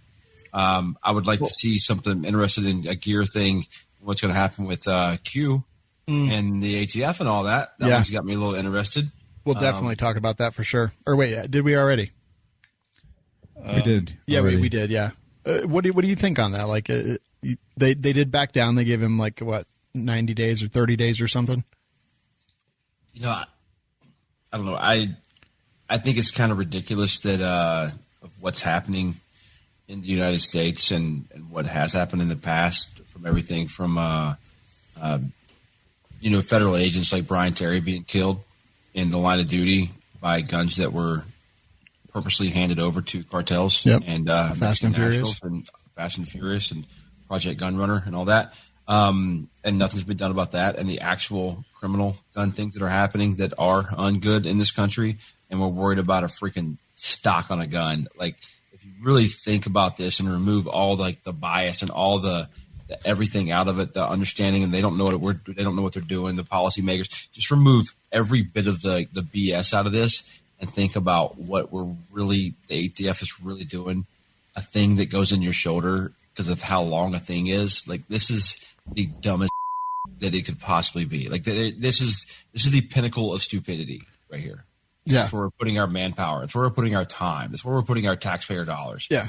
Absolutely ridiculous. There's government employees having meetings about that. Like, ridiculous. What a waste of time, resources, and it's spitting in the face of some dead people who were killed, from the same organization. Like, it's a slap in the face every time something stupid like that happens to me. It's ridiculous. Yep, totally. What body armor do you use? I'm using some velocity systems, some kind of high speed stuff that's not on their website, and it's pretty solid. And but I've recently started using a Spirit of System covert plate carrier, covert front and back, and I really like the Spirit of System. I've got a few other plate carriers that I like, and one of those being Velocity System Jerambe. But I'm kind of digging the minimalist style and the thinness of this the Spiritist a lot. Yeah, because everything's so bulky, it seems, these days. I've been eyeballing some Shot Stop, and Hesco's got some good light plates that stop some things that I think a plate needs to stop for good prices. So there's some pretty good armor options that are coming up, better than they kind of ever have been. It seems like people are a little bit more interested in it than they ever have been with COVID and then the post-COVID riots and the election coming up. People are. Yeah, totally agree. Speaking of, finally got my ballistic helmet all squared away. Got the Ear Pro on it. Got my PVS 14 on it, and yeah, man, it's cool. What did you get? Hardhead Veterans. Oh yeah, I've been seeing hardhead veterans everywhere. Yeah, all over the place. Yeah. Yeah, they sent one out. Buddy made the introduction, and they sent one out. I've been wearing it like just around the office, just cleaning and just to kind of get used to the nods and the weight of it. And it's heavy. It's like 6, 7, probably about 7 pounds, I think. I'll show you an exercise to do with your head. Let's work that neck out. I've got an exercise you can do with that head. I will not do that exercise. But yeah, it's a little heavy. Got a bump helmet from them as well, and that one's way lighter. I might wear that one when I'm longboarding, actually. But yeah, so got that. Just trying to get body armor squared away. I got a few companies sent some stuff that we'll take a look at, but people are interested in that. Like Mira Safety, I think they're selling like gas masks by the 1,000. It's an interesting time to be alive, especially in this industry. Just like seeing what everyone's doing. We have a guy who posts the WLS Deal Bro that just finds ammo that's out there right now because it's so hard to get ammo and posts it every day, and it's all sold out in like 10 minutes. Still, which is just absolute insanity to me. I've got 1,000 rounds of 45 that I'm not going to use. I need to put that up somewhere. I'll take it. I was like, I have a 45 machine gun. I want to put it up somewhere where I can get like a stupid price. Like I want to scalp somebody. I want to be like the bad guy for once, you know. Like I want to gun broker. Like $1,000 for $1 a round or something ridiculous. Yeah, I did that with a box of primers on Gunbroker. I sold 1,000 primers on Gunbroker for $180. Wow. Woo. Good Lord. Dude, it was an auction. I didn't set the price. I made it a penny auction. Oh my gosh, really? That's crazy. That's so freaking Jeremy's awesome. the deal, bro. No, if Jeremy was the deal, bro, nothing would ever get sent. No, it would just all be what River's Edge Tactical has. Exactly. It's pretty awesome. Aaron, you got anything? No, I took some medicine and it cleared up. Okay, good. I'm really glad to hear that. Let's go to lifestyles.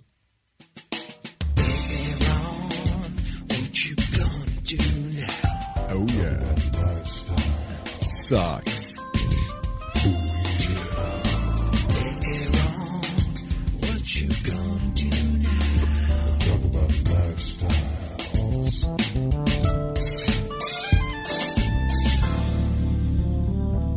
Brought to you by Brown Hills.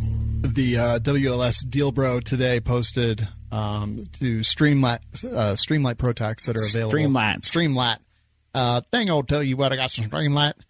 But posted that Brownells had some in stock, which is actually pretty awesome because they even, let's see, I was trying to buy some not too long ago, and even all my distributors were out.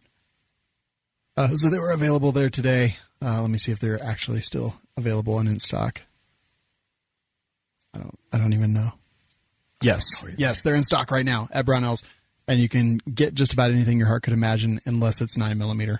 All available. But if my heart imagined that, I would have a new heart. Not on Brownells. Okay, well, you lied. Is it a lie, or are you just stupid? No. You said my heart could get anything my heart imagines. First of all, my heart can't imagine anything. That's what my brain does. But if my heart could imagine, it'd probably want a new heart, depending on how I've abused my old heart. I hate you so much. Dude, get this. All right. I had a conversation with my son. Brownells.com. Go check them out. So my kid was, my oldest Tanner, he was tramping through the woods by the house. What, tramping? Can you describe that? And it's where you stomp through the woods and with a machete and hit trees with it. Okay. And I'm like, and he was telling me about it today, and I'm like, well, did you check for ticks? Because ticks, right? And he's like, yeah. I'm like, you're a liar, dude. Don't lie to me. And he's like, well, I've checked for ticks in the past. I just didn't check yesterday. I'm like, yeah, I was like arguing with myself. Like, God, he's so good at this. I was about to say that's Aaron. And no, he's not. Right. Just because he argues like you doesn't mean he's good at arguing. Yeah, he's literally the worst. He takes the whole point and covers all of his bases. He got it. He was perfect. No, it's not perfect. In fact, he's going to die of Lyme disease now because of that, and that's exactly how you argue. But so, I mean, he wasn't wrong. He didn't lie. Anyhow, I learned from watching you. Exactly. I just felt so like my heart sank just feeling bad for your son now because he grew up with you as a role model. His role models are the best models. All right. Yeah. What do you got?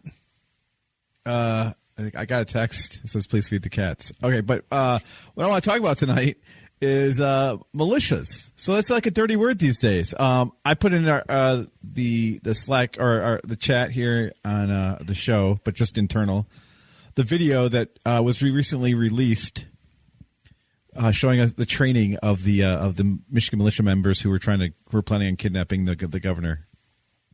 Okay, and I think it's worth a watch. Okay, you want me to play it then? Yes, please. Okay, that's what you're telling me. Okay. I'm not telling you. I'm asking you. Okay, I'll play it. Let's see. It sounded like he was demanding to me. Optics Planet is going to be a little less enthused. Why are they advertised on it or something? A sticker is featured. Oh, okay. Keep moving. I love the cameraman in the trunk of the car. I bet he gets swept a couple times. It bothered me that he's behind or in front of the firing line. Right? I love that was a PT Cruiser. 100% clear. Right. That is actually training that a lot of us have probably done. But Yeah, so just not with a PT Cruiser, though. So this guy right here, when he was talking, reminded me of Jerambe a lot. I don't know if it's just a... See, there we go. There's the Big ol' Optics Planet.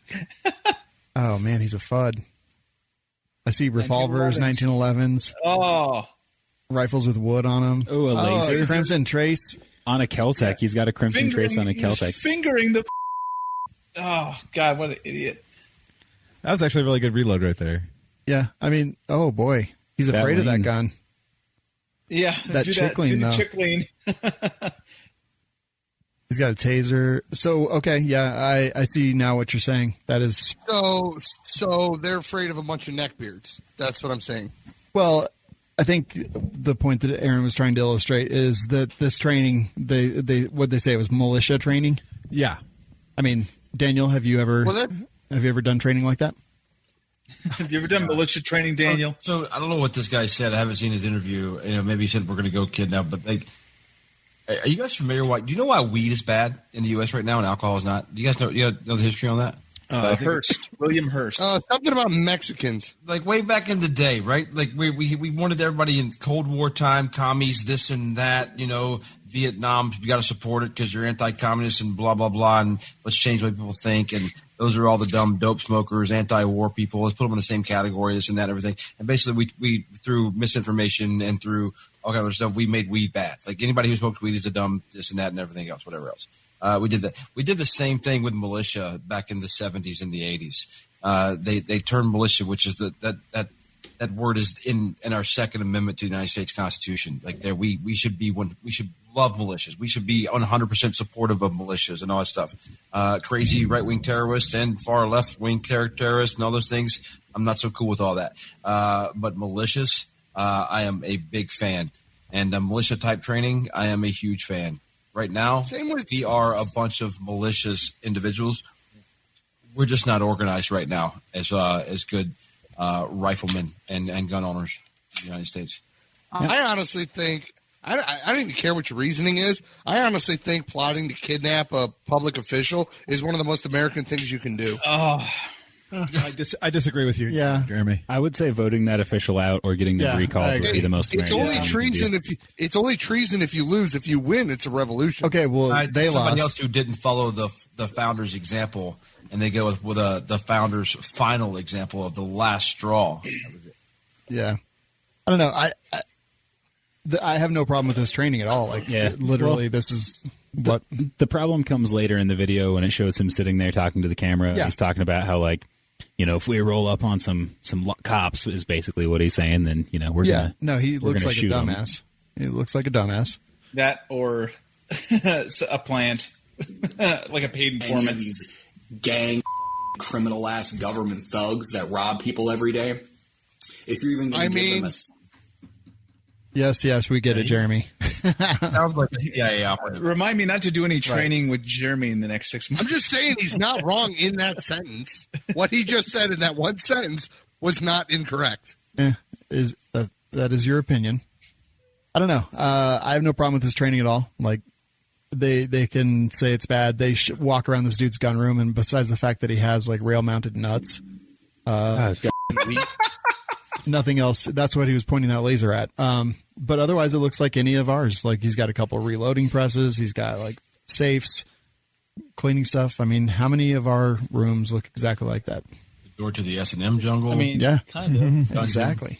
All right, guys, I do have to bounce. I'm sorry. No problem, Daniel. Guys. Thank you, guys. Thanks for coming on. All of you. Especially Shawn. You guys later. Aw. Best to the family, man.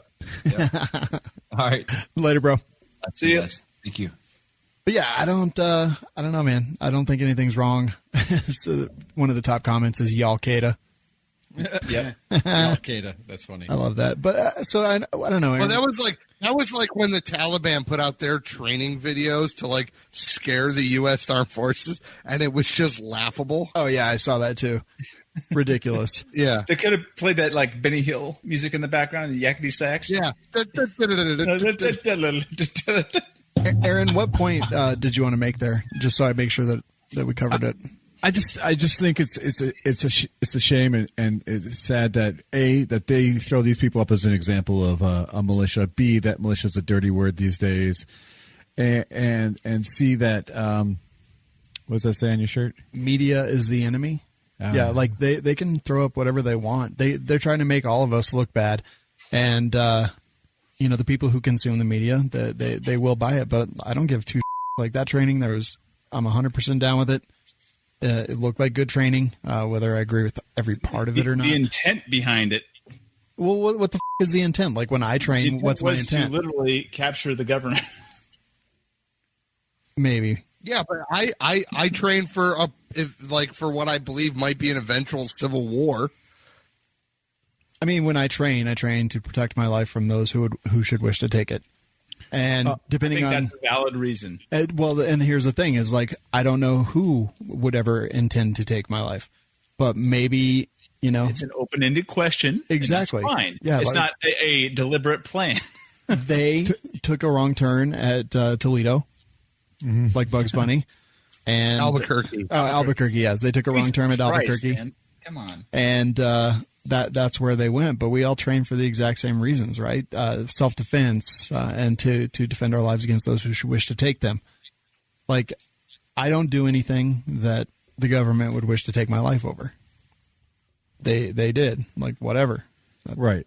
I mean, we trained as a reactionary. They were training for action. There's a difference. Offensive action. Right. I mean, there's a huge difference. They had more convictions than we did. That's I their don't think so. downfall. Well, they did. And Aaron, I don't agree with their convictions. I think they're stupid, but I think it would be false to say that they didn't have more conviction. Like, lots of people have more conviction than we do, right? Like, politicians have more conviction than we do. Psychopaths and homicidal maniacs have more conviction than we do. Like, lots of people have more conviction than we do. Almost interchangeable with politician at this point. Yes, actually. Sorry, if I would have said genocidal maniac. I thought you said thugs and thieves. Sure. Like so, anybody. to answer, Roden asked the question, is it confirmed that he's Michigan Militia? The Michigan Militia actually doesn't exist anymore. It was disbanded because of what happened previously to them, with them. But there are militias in Michigan, and that was one of them. He was with the Michigan Watchman. Yeah, and that was his militia. So, Morpheus... Seriously, do you have 5 friends with guns and a plan to get together if goes south? You have a militia. Congratulations. Morpheus just mentioned read more on the story, and this is exactly what I was just getting ready to bring up. He says read more on the story. Yeah, but I speak autocorrect. It says now the testimony is actually being given. It sounds like none of this would have happened or even got remotely close without the FBI, and this is a very common recurring theme. And I called that. I said that way early. You actually, paid informant. You did, I recall. And that basically... Oh, the FBI is known for this. Yeah, infiltrated their little group and pushed them in a direction, and then they decided to arrest them. So, yeah, I mean... And that was because of the bomb thing. I think that's what really got him, was they convinced him. They probably sold him on, like, we're going to go place this bomb, and then that'll distract law enforcement so you guys can go get the governor. And then once they bought the bomb and had attempted to place it, that was when they probably went in. Yeah. So it's kind of crazy times. So I don't know. Be careful who you associate with. Like, I really think that's the key here is when people start talking about that you don't agree with, you gotta step back or stand back and stand down, I guess. Stand by and stand down. Stand by and stand down. Oh,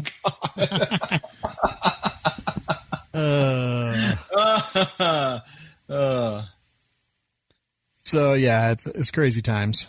Aaron, had you ever trained with those guys?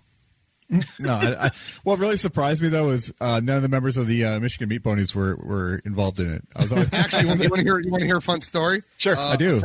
A friend of mine served in the Marine Corps with one of the 13 guys that got arrested. He was in 3-6 with them. And what was his opinion? Oh, he's probably like his dumbest dude in the platoon. I don't remember if he said he like knew him, but like he's like I knew of that guy. I'm eating dinner. What are you having? Actually, I had a delicious dinner. I even brought Nick some. Mm-hmm. Yeah, it is delicious. So you're topping off that delicious dinner with junk food. Oh my God! I found Delicious this new Chinese food. place, and it's so good. Really? Is it And I don't like actual Chinese. traditional? Is it traditional Chinese or is it American Chinese? Who cares? It's very. I don't know. It's pretty immigrant. Okay. I don't know what any of that means.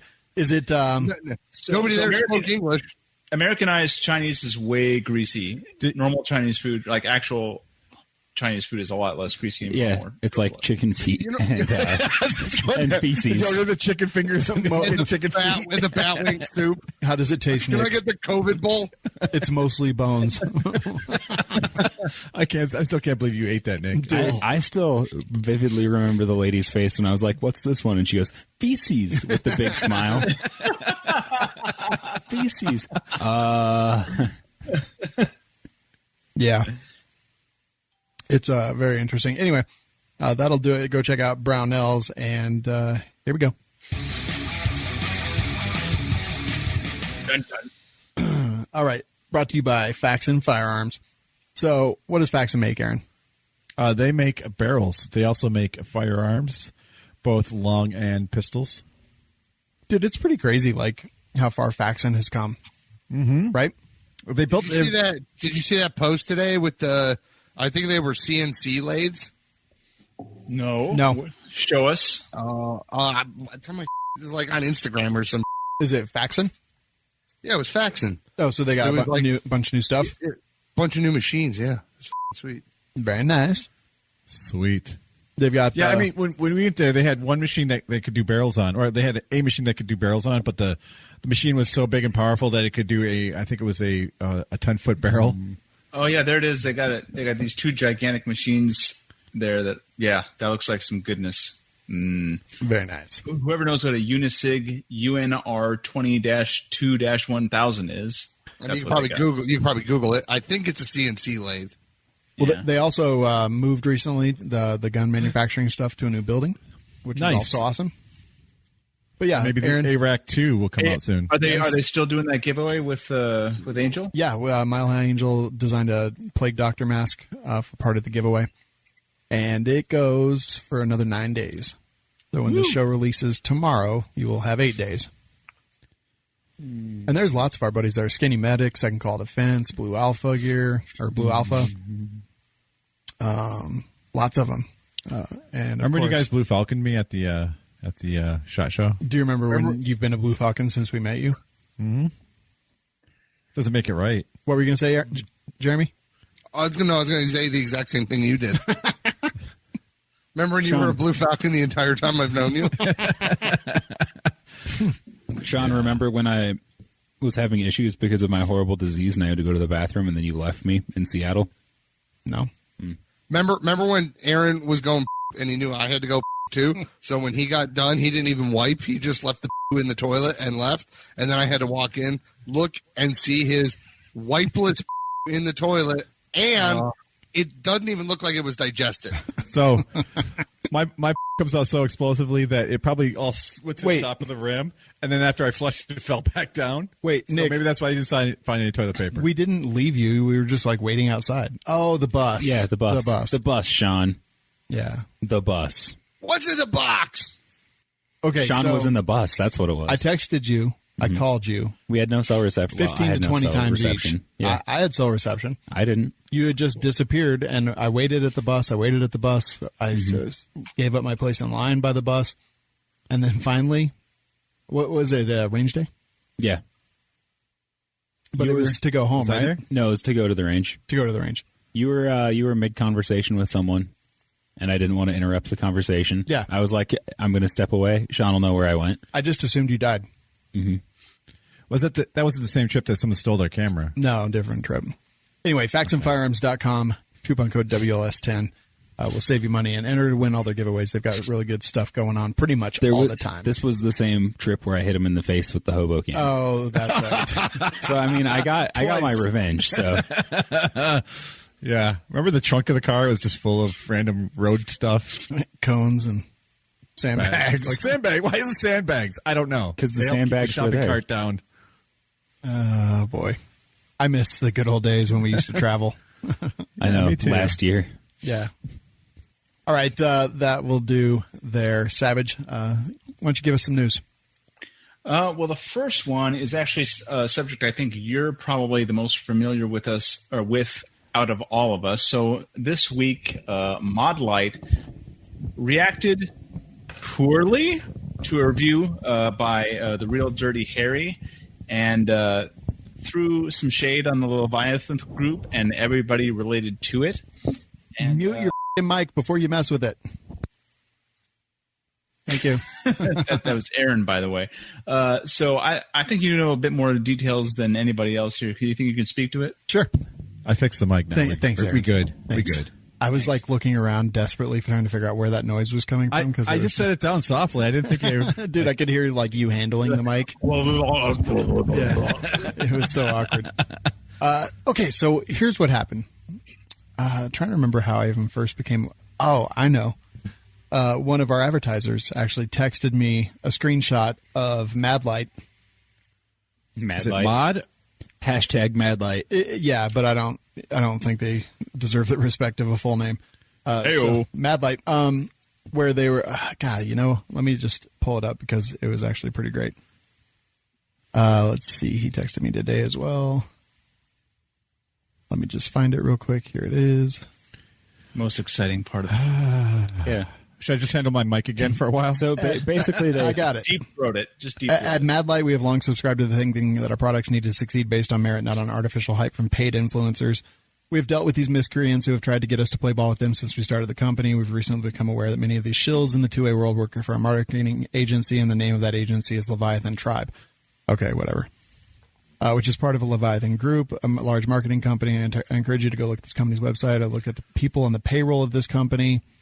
And it's like just paragraphs and paragraphs of like a diatribe or I don't know. a rant. Yeah, a rant or a manifesto, if you will. But I had no idea what they were talking about. And then I realized that Real Dirty Harry, one of our really good friends, had posted a picture of the new Cloud Defensive Rain next to one of that company's lights. And they were all smashed in. And it said the review is done. That was it. Or let me just double check that. I think it was just like review is done or something like that. It was so innocuous. Literally did not mention anything about. It was crazy. So let's see here. Real Dirty Harry. Riveting. It is riveting radio. Testing is complete. Testing is complete. That's it. And I was like, wait, that can't be.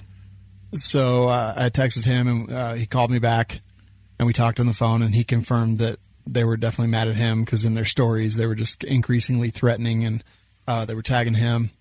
And I was like, well, when did the video come out? I must have missed it. And he's like, it hasn't been out. And I was like, well, who saw it? He's like, nobody. He's like, I've just finished editing it. It's not released. No one's seen it. And I was like, wait, so they got mad about a picture? To the point where they trying to look up what the hell is going on here. And they were mad about a picture and calling everyone shills. So were both lights smashed in the picture? Yes. Leviathan is a marketing agency, and they basically, I think they hook up influencers with companies and stuff like that. And they do have a page at a website called Leviathan Tribe, and there's a lot of people there.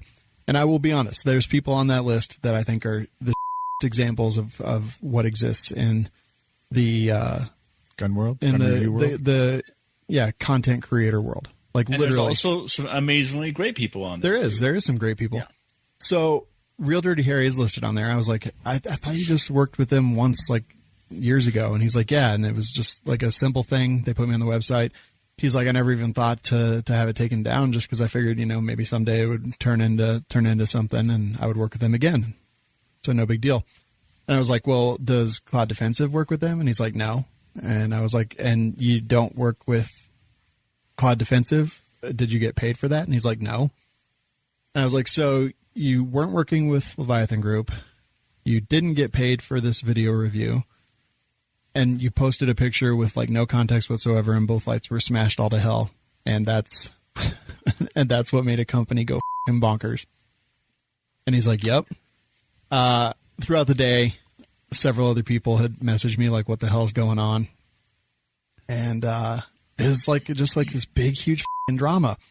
And then the next day they kind of dialed it back a little bit, but they were still doing it. And they had a countdown in their story that was like, we're good.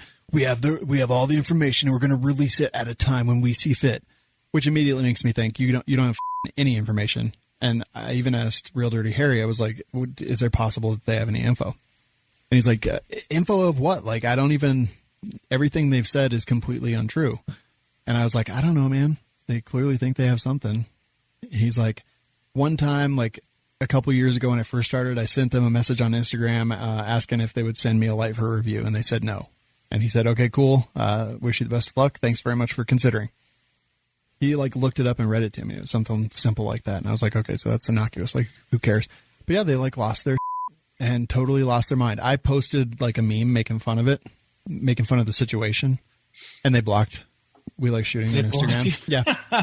You know, as Captain Jack Sparrow said, the problem isn't the problem. The problem is how you're dealing with the problem. Right.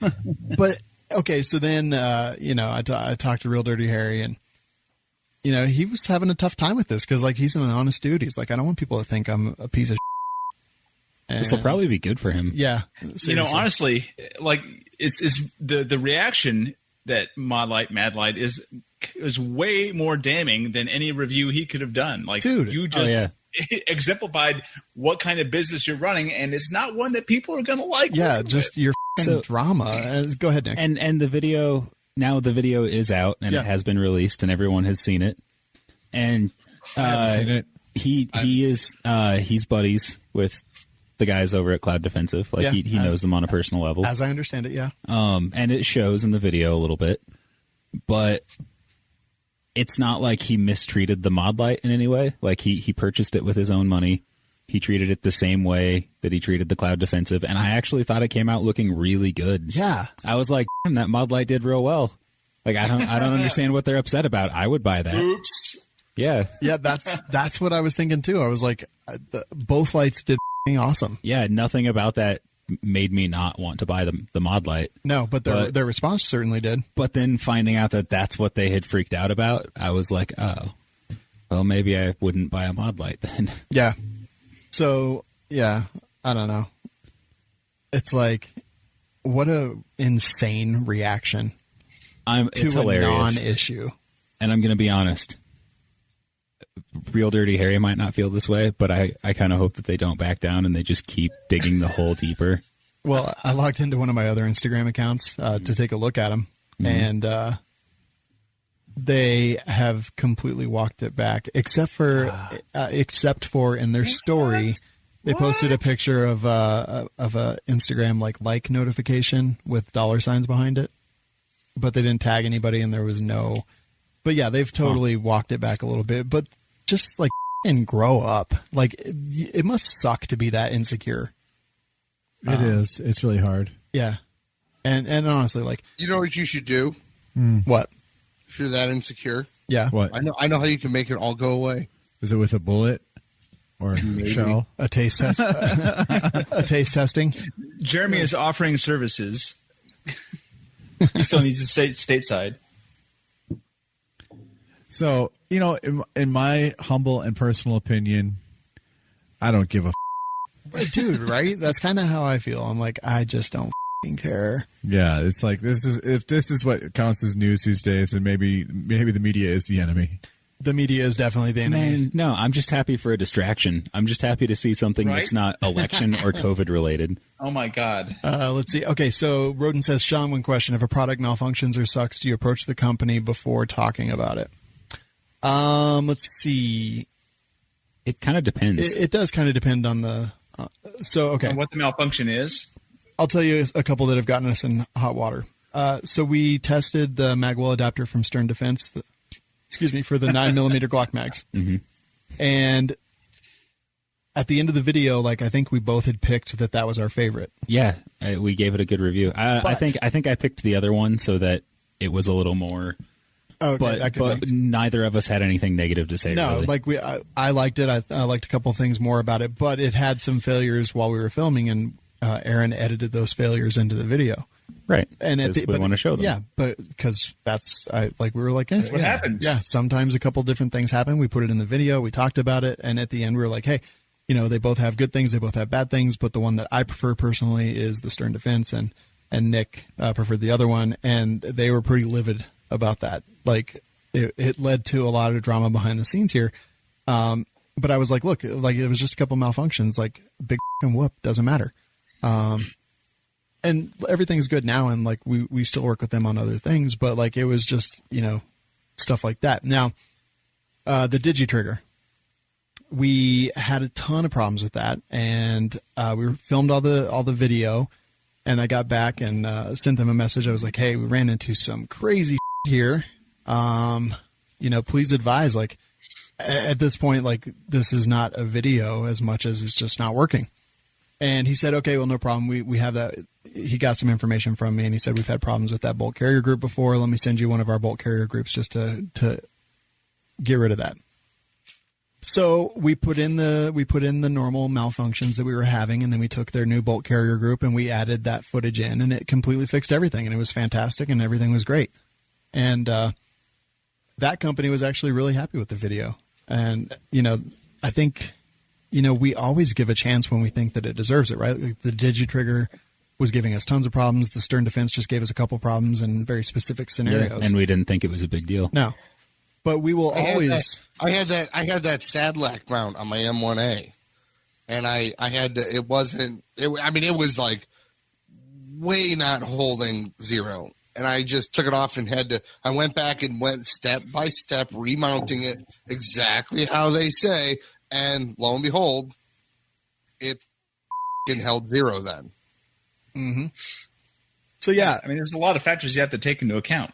Now we will always mention failures in our videos. We also will always give a company a chance to fix it, because I think that that's fair. And then we either do an update video or we just, add it to the same video. But we always do both. Like if we have a failure, we will report it in the video. Like, plain and simple. That's all there is to it. It's what happens after that, I guess. That I think, is the good thing. How did they handle it? Did we actually get it fixed? What was it? I'm drawing a blank now.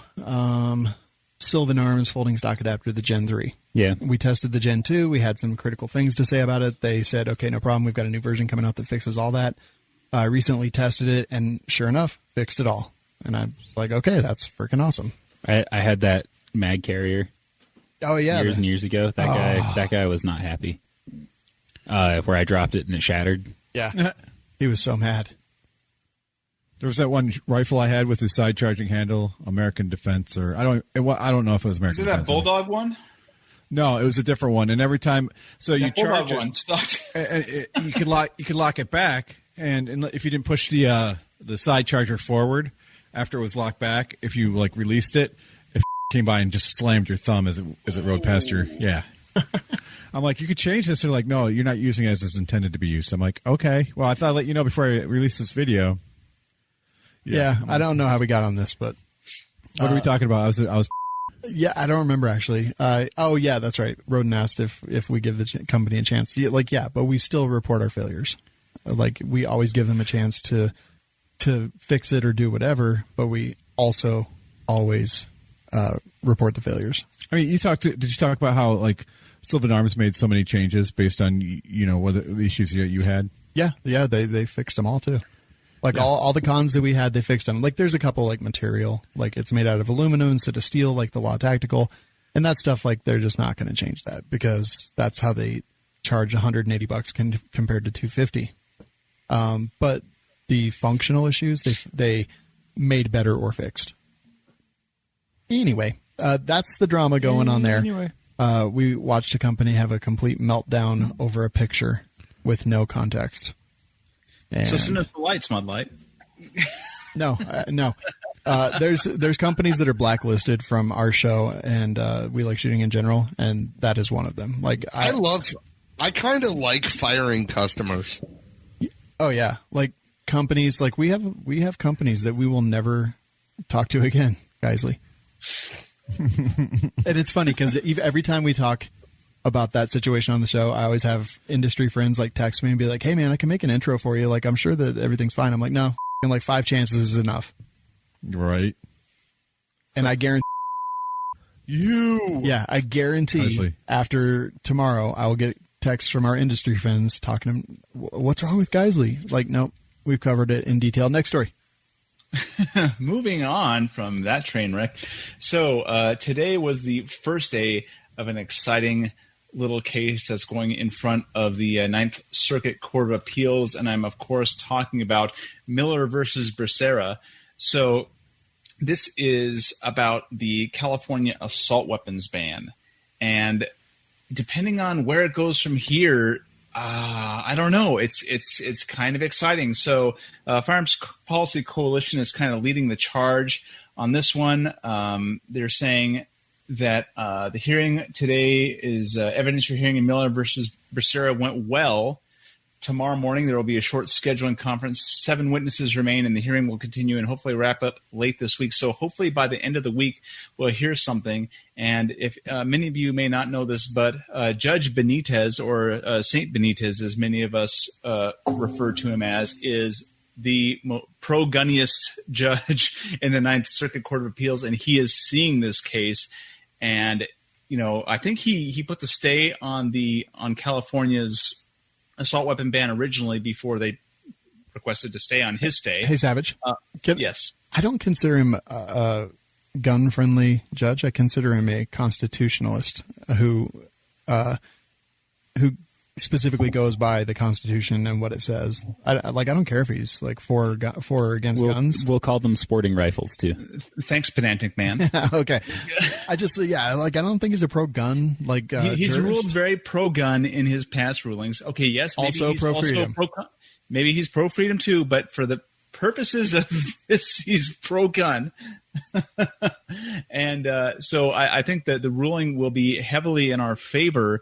And what that's probably going to mean is that the state of California is probably going to appeal that up to the Supreme Court. And as we all know, right now that Amy Coney Barrett is currently being nominated, which would be a power shift on the court that would be pro-Second Amendment, pro-freedom, as Shawn would like to say as well. So I guess a lot is going to be hinging on this election, or not so much the election, but what certain people are not committing, but are committing to do after the election. I'm talking about Joe Biden, who is being such a about just coming out and saying whether or not he's going to pack the courts. And the reason why is because, yes, he is going to pack the courts. He just doesn't want to say it. I don't think he is. I do. Because, and here's why, and I think I mentioned this before, if he packs the courts, then if the next party shows up, and they'll pack the courts, and then the next party shows they don't give a to the point where the courts don't matter anymore. I know. So I think it's a stupid idea, and, yes, and I don't think it. But yes, he will do it. You know, listen. You speculate. I can prove this to you in a way from past actions that they've done. Sorry, go ahead, Shawn. Well, first of all, Nancy Pelosi said that packing the courts is not off the table. So that's fine. She's literally said that she has indicated that they have that on their list of ideas. So go ahead, Savage.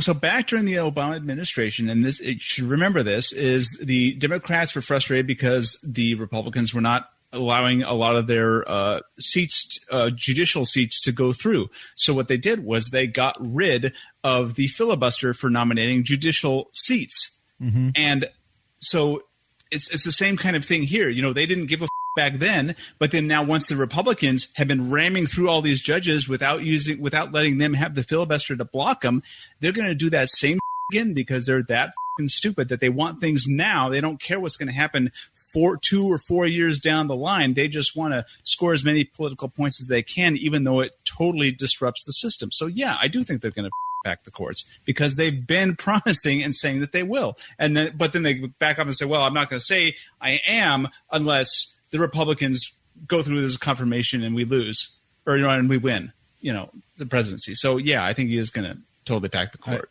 I honestly don't think he will. Okay. I mean, like Pelosi said, that it's not off the table. Right. But she didn't say it's on the table either. I mean, it's just that's not implied that it's on the table. Listen, no. Here's why. I do want to let you finish. I just want to say I don't care about this right now because this is a gun show, not a Supreme Court show. So, okay, Aaron, just quickly, if you take it off the table and then you do it, you're look what happened to George Bush Sr. He said he wasn't going to raise taxes. He raised taxes. They used it against him. So if they say we're not going to pack the courts and they happen to do it, then they f themselves. But if they don't say like, oh, it's not off the table. The doors open, but they don't have to walk through it. I guess you trust them, the Democratic Party, a little bit more than more than I do, which is not, okay. I don't trust any party. Can I say something? Yes.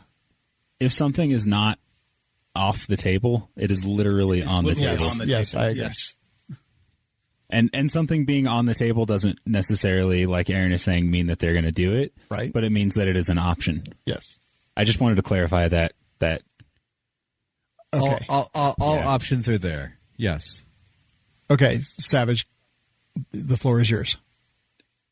I said my piece on this one. Okay. Yeah.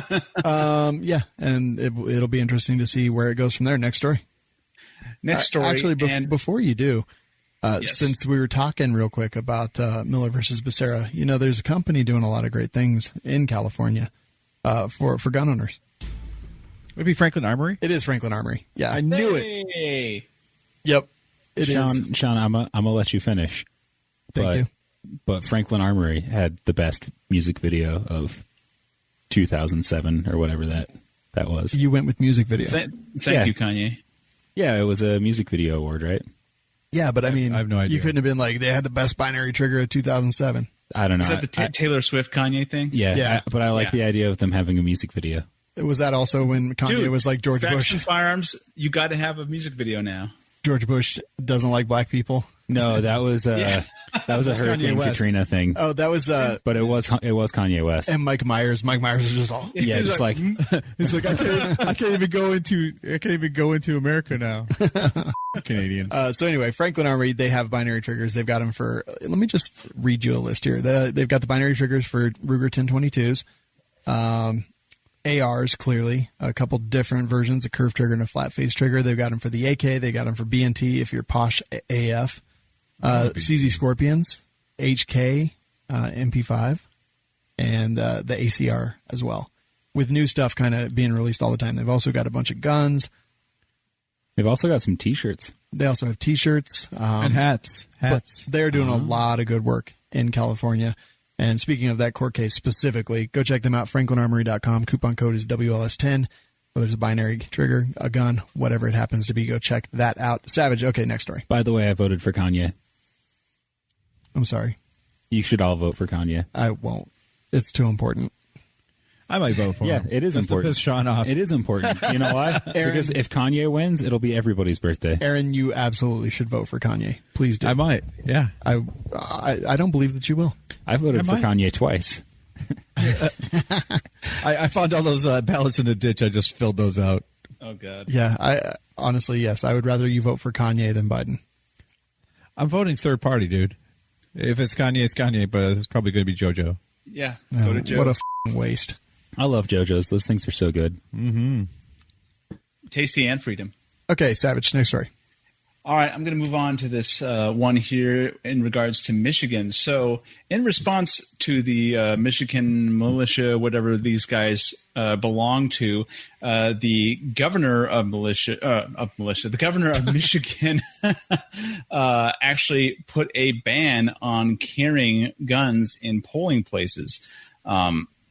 So in her directive, she said the concealed carry of a firearm is prohibited in any building that already prohibits concealed carry unless an individual is authorized by the building to do so. So the statement is in conflict with the legal brief of a number of county prosecutors that schools or churches used for polling locations are polling locations on election day and subsequently not subject to the concealed pistol free zone restrictions in the law during the hours the election is taking place.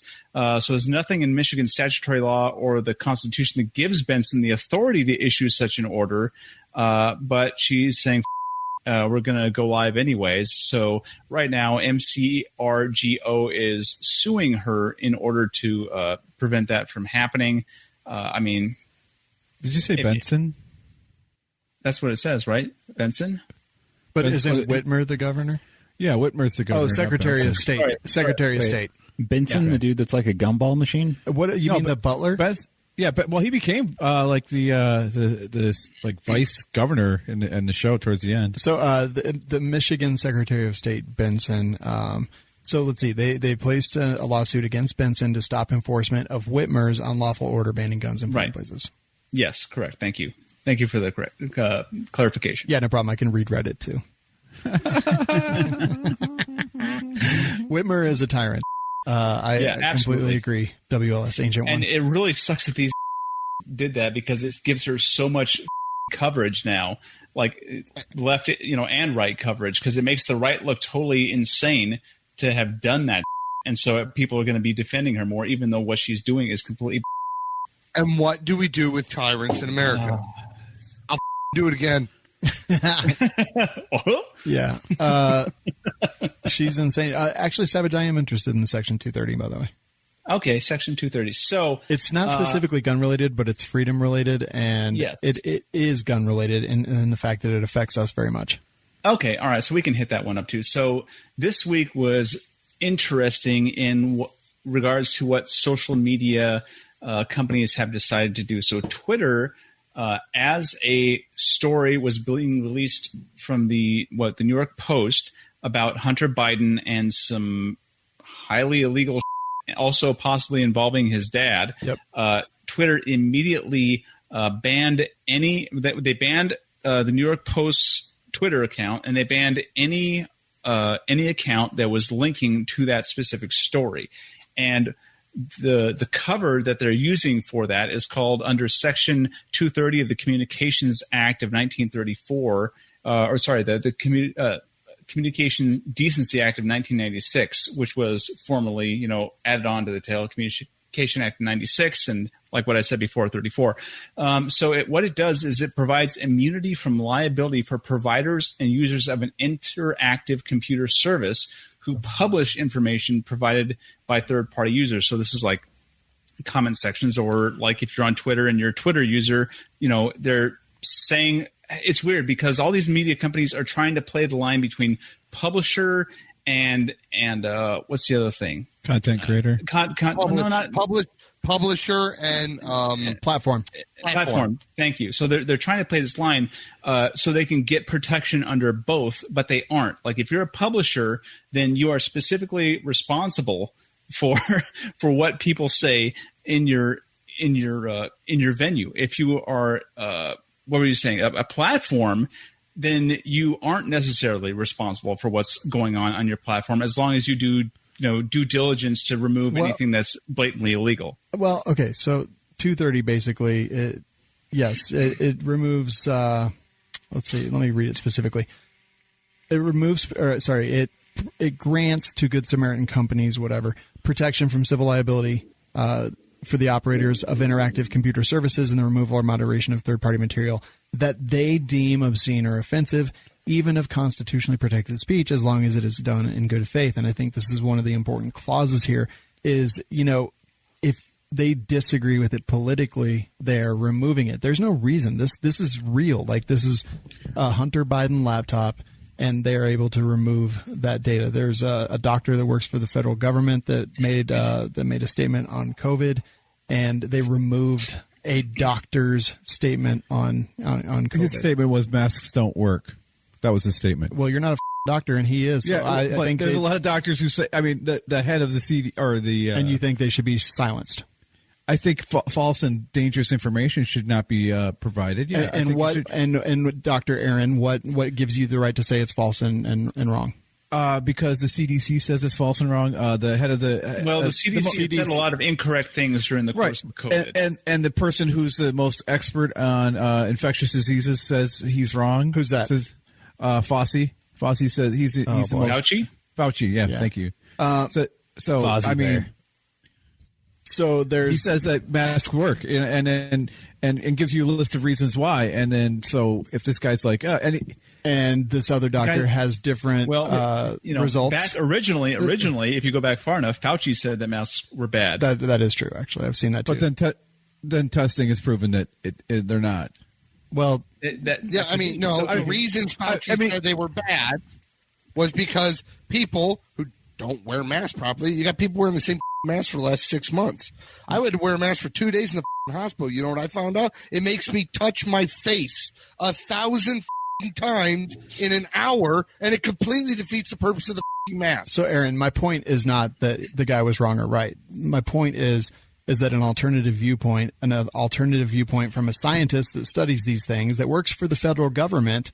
It was a political appointee that works for he was politically appointed. He wasn't. Oh, okay. Well, do you have a specific list of people who are allowed to talk about things that you don't agree with? Yeah, I do. You want? Come by the house. I'll be happy to show it to you. Yeah. I know a doctor who disagrees completely. I know medical and healthcare professionals that disagree completely. Who? Who do you know? There's your town has like 3 people in it. Hold on one second. I know people that don't live in my town. This isn't about whether it's right or wrong, right? Like this is not about being able to express an opinion. So it's about not being censored and shut down. Because but your point, Shawn, the doctor you brought up was about providing dangerous and misinformation. We should get back to the story because that's kind of initially, what it was all about is a story about Hunter Biden, and it could be 100% legit. It might be disinformation, but the problem is that Twitter made that determination before any evidence could come out otherwise, which is yeah. So they're trying to play both sides of it. They're trying to use 230 protection when they're acting as a platform and not a publisher. Remember, during the last election, Russians flooded our social media with tons of information. It wasn't to sway us one way or the other. It was just to confuse us. They played both sides of the angle. They plus and minus, yay and nays. But it was just to get all that information out there. It's called fire hosing, and this could be. That's the thing. I think they're covering their butt to make sure that while this information may have come from the Russians, that okay, but they're not covering their butt by deleting policies and things from the left, only the right. How do you know? Because it's on freaking every kind of possible place that shares news of this type. I mean, so the one thing that we've definitely noticed on Facebook recently is Facebook has started muting people. And in our group, turning on post approval for people for posting things that are not okay with Facebook.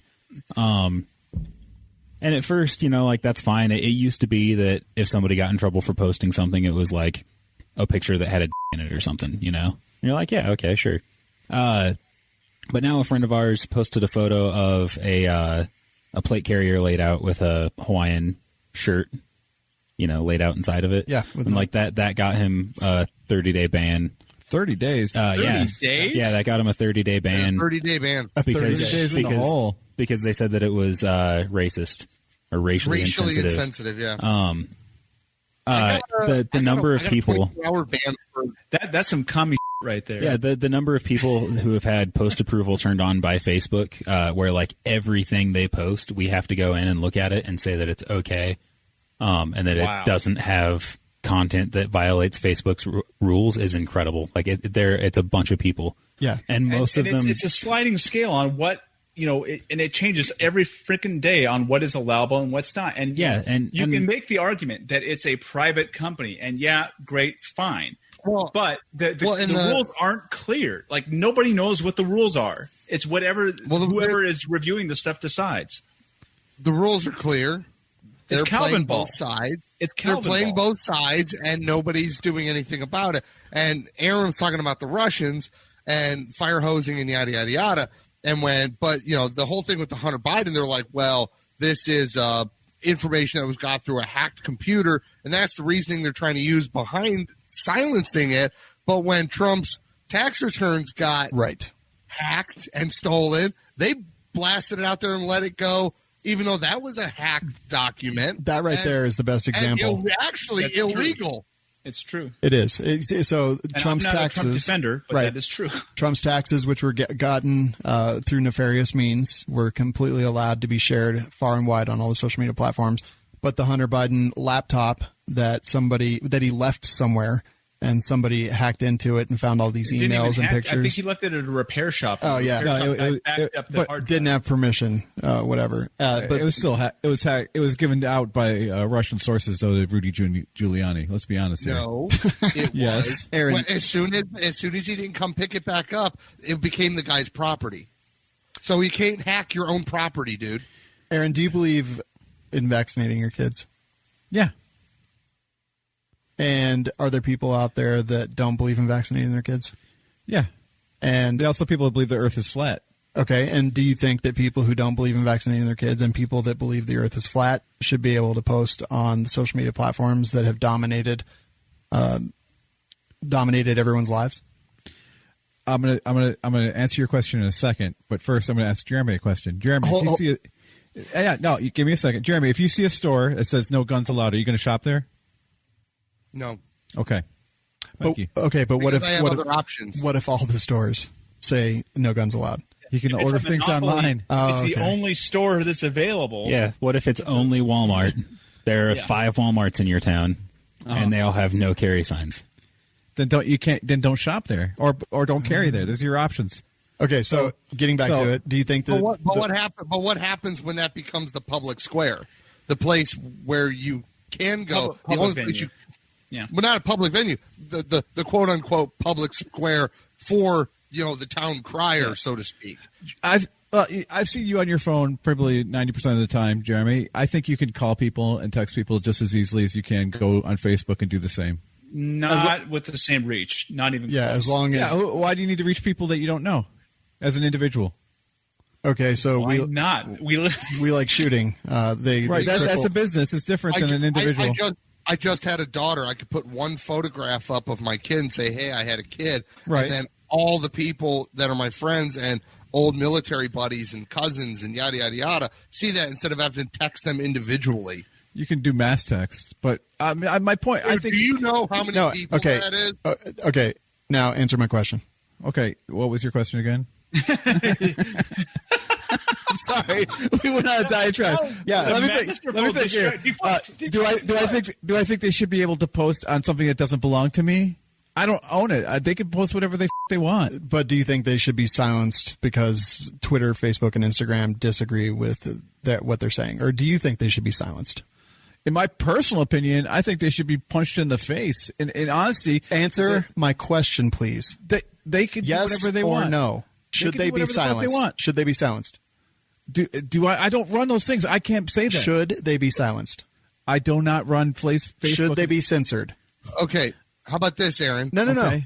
I want an answer. Should they be censored? Yes or no? People that don't believe in. I don't have the power to censor them, so I can't answer the question. Oh, okay. So then you don't have the power to do any of this. So you should just shut the up on all of it, then, right? No, and I don't know why you're getting so upset about it. Because you won't answer a simple yes or no question because you know exactly where it's going. No, I can't answer the question because I don't have the power. If I own the companies, if I own them, It's not about a matter of power. It's a matter of opinion. Okay, so What's now your it's I opinion? don't own it, but before it was they have a right to do what they want on their own platform. yeah, if they have their own platform, they can do whatever the they want. Okay, so they should be able to. So people should be censored for things that Facebook, Twitter, and Instagram disagree with.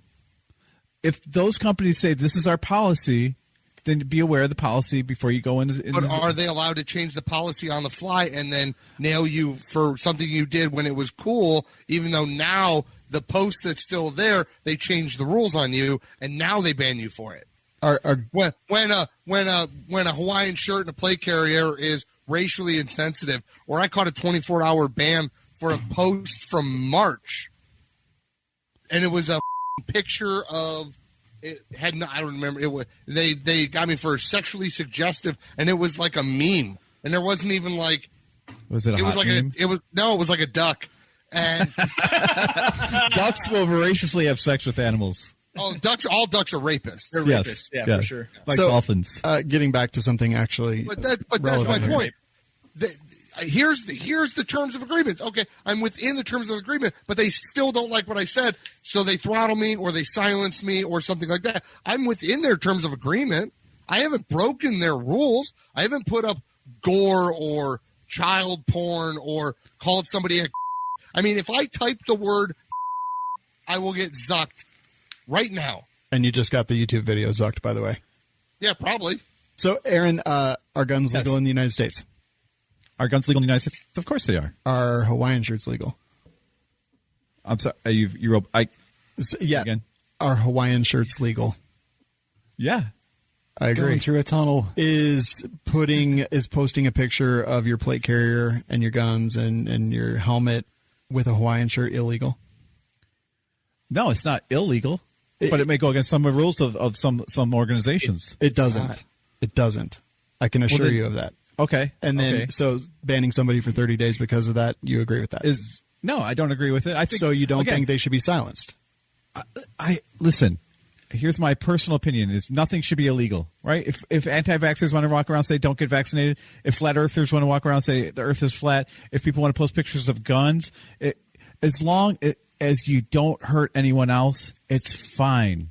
Okay, that is my personal opinion. But I don't own these platforms. But we're talking about Section 230, and we're talking about giving them protection from the government and them not acting in good faith, them banning people for things that are not illegal, not against their rules.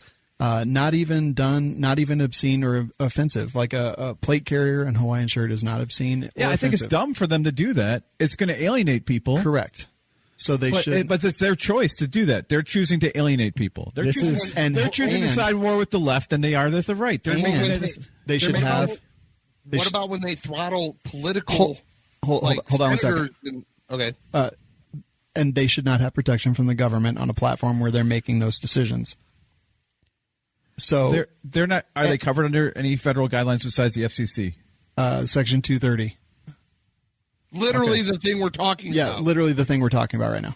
Okay, so like Fox News and CNN should be also in trouble because they definitely skew their political views. Depending on the platform, they're publishers. Yes, They're specifically publishers. But they're also they create the content. They have a platform where people can talk and in the comment section. So they moderate those comment sections. On their websites, they're absolutely 100% covered by 230. Yes. This is why we only have 14 likes on this YouTube video.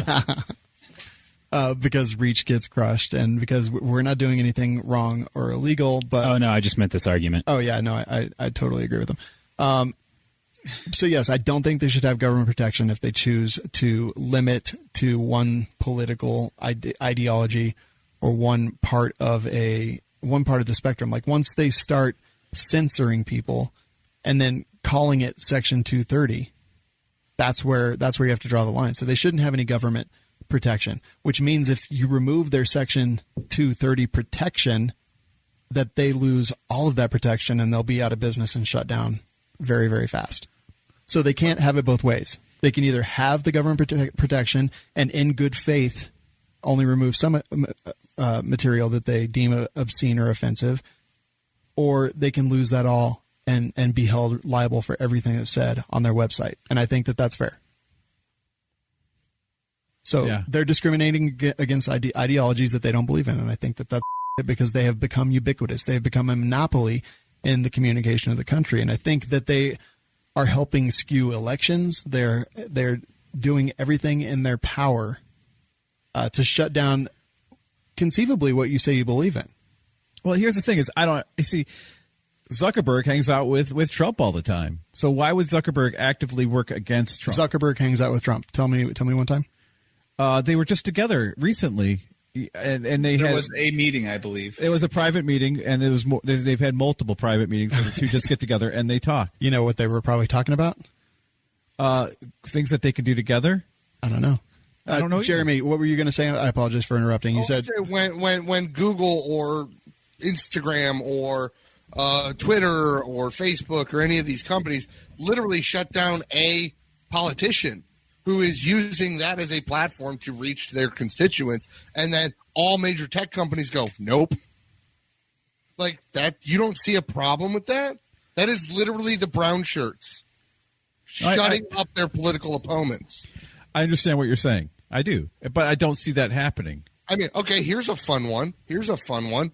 Do you believe somebody born with a and then gets a thumb made and calls themselves by a boy's name is now an actual real man? Is it their sex or gender? Because or it's the same thing. They're interchangeable. Are they? I don't know. Yes, anymore. they are. That's all made up gobbledygook. And just by saying that, I don't care because I'm not getting it done. I honestly don't care. They can call themselves Jesus if they want to. I don't care. Just having that discussion on Facebook, you're off. Well, because you Rogan. don't. They tried to shut Rogan down because he had someone who wrote a book about it and the harm that it was causing people that were going through that, and how they like a 40+% suicide percentage before transition surgery, which is after, right? exactly the same after. Yeah. And I'm not saying whether I agree or disagree with any of this because I really don't care, but he had her on and they tried to deplatform him after that. He has his own platform, so they couldn't do. Not anymore. He's on Spotify. So yeah, he's on Spotify now, but he could get out of Spotify whenever he wants. No, he really can't. He signed like big, huge money deals, and they've already been trying to deplatform him from Spotify. There's been a coup being led. Spotify employees were threatening to strike if they didn't censor Joe Rogan. Yes, and and Joe Rogan's like he's like. It's ridiculous just for having conversations. He's not even sharing his opinion. Like his opinion is that, there's like two sexes and two genders, I think, but he doesn't care about it either. The press secretary of the U.S., that's what I was trying to remember, had their posts blocked. The press secretary of the U.S. Why? For posting things that Twitter or Facebook or Instagram deemed untrue. Okay, so... Okay, so the government, so Twitter, Instagram, and Facebook are now the arbiters of the truth in the United States or the world. Haven't you seen the fact check things? Right. I saw fact check, and I believe them probably more than I believe anyone in the government. Okay, so Twitter, Facebook, and Instagram, you believe should be the arbiters of truth in the world. No, they should have. No, the fact checkers. They don't. They use a third party fact checkers. They don't. Yeah, but from another country. Fact checkers are from AP, and AP is a foreign press, French foreign press. So so the French should be in charge of what's the truth in the United States. Oh yeah, let's just gaslight this all up, guys. When you're talking, that's in charge. That is in charge. The French foreign press is in charge of all. Yes, and them alone. Them alone. The fact check alone for Facebook and Twitter. These are true, quantifiable, verifiable things. Let me get an article. I'm literally Okay. But remember, the media is the enemy, so whatever you put up, it can't be true. I'm really confused that you guys keep talking about that guy from Halo. The Arbiter. Yeah. Okay. I mean, I just No, he's just doubling down because he doesn't want to admit he's wrong. Who fact checks and you guys can say like that. It irritates me, but I'm trying to be neutral here. That's all I'm trying to be, and you guys seem to want to push me one way or the other, and I'm not going to go. I'm trying to stay neutral on this whole situation. AFP, but you being the fact checker for Facebook. The AFP? AFP. Okay. American something foreign press.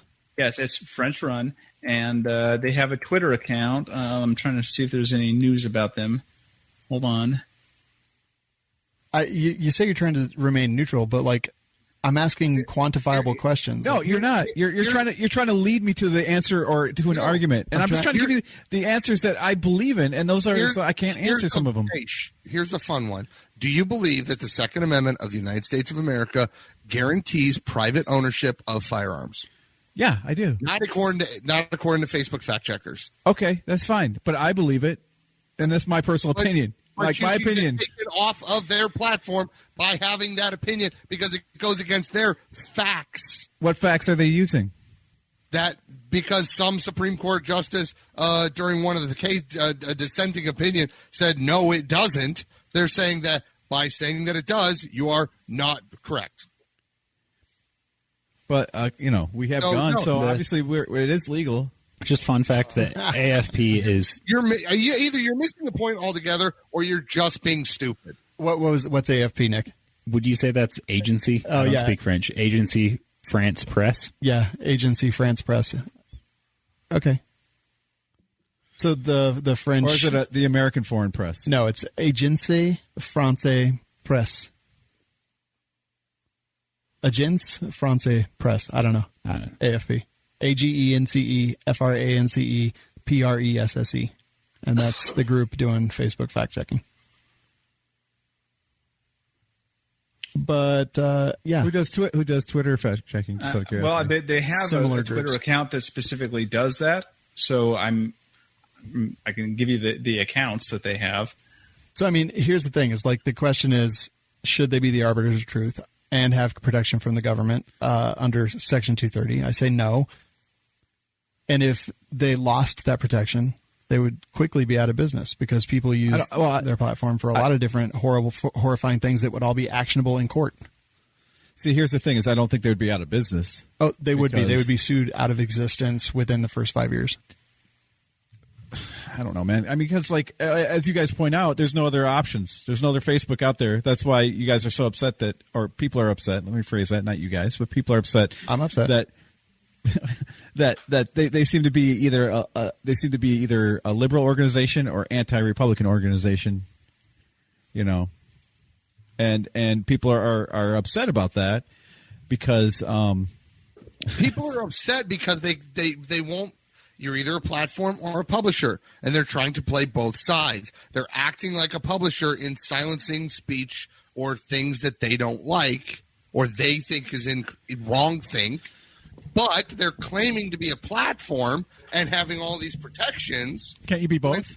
No, you can't be both. Reddit's both, isn't it? No. What? Reddit censors people all the time. They've taken down entire subreddits. Yep, Section 230. Yeah. They're claiming it could be obscene or something else. Reddit is one of the most left-leaning platforms that exists. It used to be amazing, but it turned into a place. Yeah, exactly. So, I mean, here's the thing. Like, I don't think that Facebook, Twitter, and Instagram should be the arbiters of truth. I think that whether you like vaccinations or you don't like vaccinations, and I use something that I know we agree on because I thought that would be the interesting way to take it, but I don't think that anti-vaxxers should be shut down. It was like that. I mean, do you think anti-vaxxers should be shut down? No, I think if people want to be stupid and have their kids die, they could do that all day long. I agree. But do you think that Facebook, and Facebook does delete anti-vax comments, anti-vax groups, anti-vax statements by people, and they block accounts just like that stuff. I agree that they're fucking morons. Do you think that Facebook should shut them down from having discussions? But if they're putting out opinions as fact, and that those facts could be considered dangerous, then yes, they should. You know, people are stupid. You give out opinions as fact. People are stupid. They will believe that. People are dumb. But what about the page that I just saw like a week ago that was going around where it was like the whole page name was Cute Young Boys, and it was like 8 to 12-year-old boys in various stages of undress, and people are flagging the shit out of this thing, and Facebook's going, it doesn't violate any of our rules. And it's obviously a pedo page. Dude, I'm not a pedo. And they won't do about it. What were you doing? What were you doing on that page, Jeremy? It was getting shared all over the place. Yeah, it was shared all over the place, man. I did not see it. But again, I'm not on social media that much. Right. So Facebook basically didn't take down the page, and the screenshot was posted everywhere where Facebook said it doesn't break any of our rules. It does. It's just it's not a conservative value, or it is a conservative value that wants it taken down. So they're basically just silencing our viewpoint and anything that we. So really you care think about. you think it should be shut down? That page? Pedophilia? Pedophilia, yes, because it's absolutely illegal. There was this kid. There were no naked kids, right? From what I understand, just kids in underwear or shirts or whatever. I mean, that's an interesting gotcha that you have there. But yes, I think the objectification and sexualization of children should not be something that is protected. Art is art is art. Who's to say who we can't? Well, when is it art and when is it? That's fair. Right. When is it art? When is it pornography? That's the big question. I think it's always underage nudity in blockbuster movies. Yeah, and it's art. Art versus child porn. And who's the arbiter? And then you get a bunch of Hollywood directors. What's his name? Lives in God France because he can't come back to the States because he's got a pedophile. Rob Reiner. Yeah. No. No, it was the guy who did the French Connection. Polanski. Polanski. Oh, that's right. Yeah. Anyway, okay, so that's one guy out of all the directors and producers out there. I mean, there's probably more, but it's just Rob Reiner. Dude, just amazing. Maybe Tom Hanks. We don't know. I don't even know. Anyway, I guess we after that last statement, I got nothing left. Way to beat a dead horse. Why would you beat a dead? Anyway, I mean, well, how else are you supposed to get him to wiggle?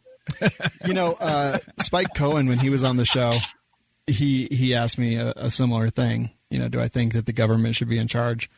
And it's tough, right? I see our belief system being shut down on a daily basis. Well, the point of the government is to make sure that other people don't infringe on your abilities and rights. That's like their entire job.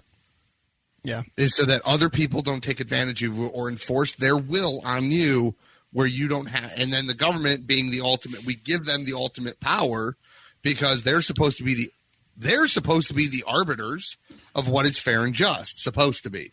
But the reason we want a small government is because anybody who's put in power tends to abuse that power. Mm-hmm. Absolute Agreed. power corrupts absolutely. So, yes, I do want the government at some point to be like, no, you got to play fair. Either you play fair or we're going to open you up to legal action. So, yeah, I think that's, and trust, again, I'm with you. 9 times out of 10, I don't want the government anywhere near any god thing. Yep. They're the worst vehicle to get anything done ever anywhere. The government always wants to take more of my money, but they can't figure out how to just make some on their own. Like, I don't know, how about you get a job? That's what my parents told me when I was 17. Yep. Okay, I think we beat that horse to death. That was a moo, by the way.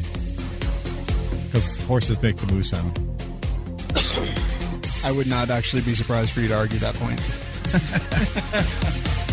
I can make it work. No, you think you could. That's the problem. No, I know I could. Mm-hmm. Polymer 80, actually, they sell through a lot of dealers, but Brownells has them. The PF940 V2, I actually saw that they released the aggressive texture again. We've got one of those here. Do you guys remember those? Yeah, they were like a Brownells exclusive. They've got I have one. Yeah, I thought we all did. Yeah, it's in my car right now. Black Coyote, your car's not a holster. My wife told me the same thing. She's like, "Is that a gun in the car?" And I'm like, "Where? Which one?" Because there's a lot. Black Coyote, Flat Dark Earth Gray, and OD Green in stock right now. $119.99. Actually, it looks like they're on sale. So check this out. So anyway, check out Polymer 80 stuff. You can find their website, polymer80.com, and you can buy them on Brownells. So how are you going to make me angry now? So I have the CCA Polymer 80 thing. CCA? Whatever. Who makes the Polymer 80? CAA. CAA. Okay, yeah. CAA chassis for the Polymer 80. Yeah. Which is phenomenal. And check this out. I took from my Recover Tactical, the magazine holder. Yeah. And put it on the side of the... That's actually kind of a cool idea. So it's kind of like a Sten. Yeah, but now it's got like two giant, 33 mags. It's got, actually 3 33 mags attached to it now. One in, one on the side, one underneath. I'm still waiting for Recover Tactical to come out with the Polymer 80 version. Can we January? Can we get back to the argument about whether or not Aaron could successfully argue the point that horses moo? I don't want to hear the argument that horses moo. I want to hear him argue about whether or not he could make that argument successfully. No, I can do it. I don't I think can that do he it. could even. No, that's the problem. Is you think you can, but you can't. Well, you won't know until you try. No, I don't want to try. This is All right, why I need some popcorn. Horse make. This is why I don't even play knock jokes with you. You've lost the right. What sound does a horse make? So this is where we talk about reviews. Jeremy, Aaron, look. What does the fox say? Aaron, by cutting this off right now, I'm actually doing you a favor. All right. There's going to be enough hate for tonight. You know what? I read the review. There's also hate there too. So I mean, why quit? Or why stop now? The review's pretty apropos. Okay, Right. I haven't even read it. Go ahead, Jeremy. You got this. Spot on. Concrete Cowboy 69, 5 stars. The cast consists of Shawn the White Knight, keeping all in check. Nick, the more mature of the group with his level thinking. Jeremy with all his rants, which are mostly justified. Then there is Savage, well, if he shows up. Finally, there is Aaron, the best of the group. Just kidding. He can be found between Nancy Pelosi's legs with Bloomberg behind his SSB. Besides Aaron, great show. Wait, so Ouch. So, I mean, I don't like eating dust. You guys, someone called me immature. Hey, Nick, what does a horse say? Tim R. asked where the Hackett ad is. That'll be Wednesday, according to the schedule right here. But, I mean, HackettEquipment.com, you can go there. So, am I the white knight of the group? Is that what? A white knight for freedom? For women, mostly. For gun bunnies. Yeah. Do I? Yeah. Not anymore. Nick being the most mature, or the more mature? Like what? Have you ever met Nick? Clearly not. So I posted a review twice on iTunes this summer, but it didn't get read. Is iTunes cutting me off from any more reviews? Maybe. Leave them on our Facebook page. Jeremy with all of his rants, which mostly are justified, but also slightly scary, is my addition there. Savage, you're here all the time. No, except on Wednesdays. Yeah, He's but not. he's on Mondays like all the time. There's a few I've missed for various reasons. Maybe they're confusing Savage with me. Okay, so Roden says, we love Aaron. Matthew A. says, hey, even God needs the devil. Roden says, if it weren't for him, we wouldn't have this conversation. Time to open up dialogue. That's just my opinion. That's fair. I like that. I think there should be a spoof of that spoof song or comedy song, What Does the Fox Say? And instead it should be, What Does the Horse Say? Oh, my God, I don't care. And then the chorus is, moo, moo, moo, moo, moo, moo. Okay, then I'll wait till Wednesday to tell you what a great deal I got on my second baby birthday because of the... Okay, yes, we will speak about this Wednesday. Do not forget, because I will. I promise. I guess that's going to do it for the night.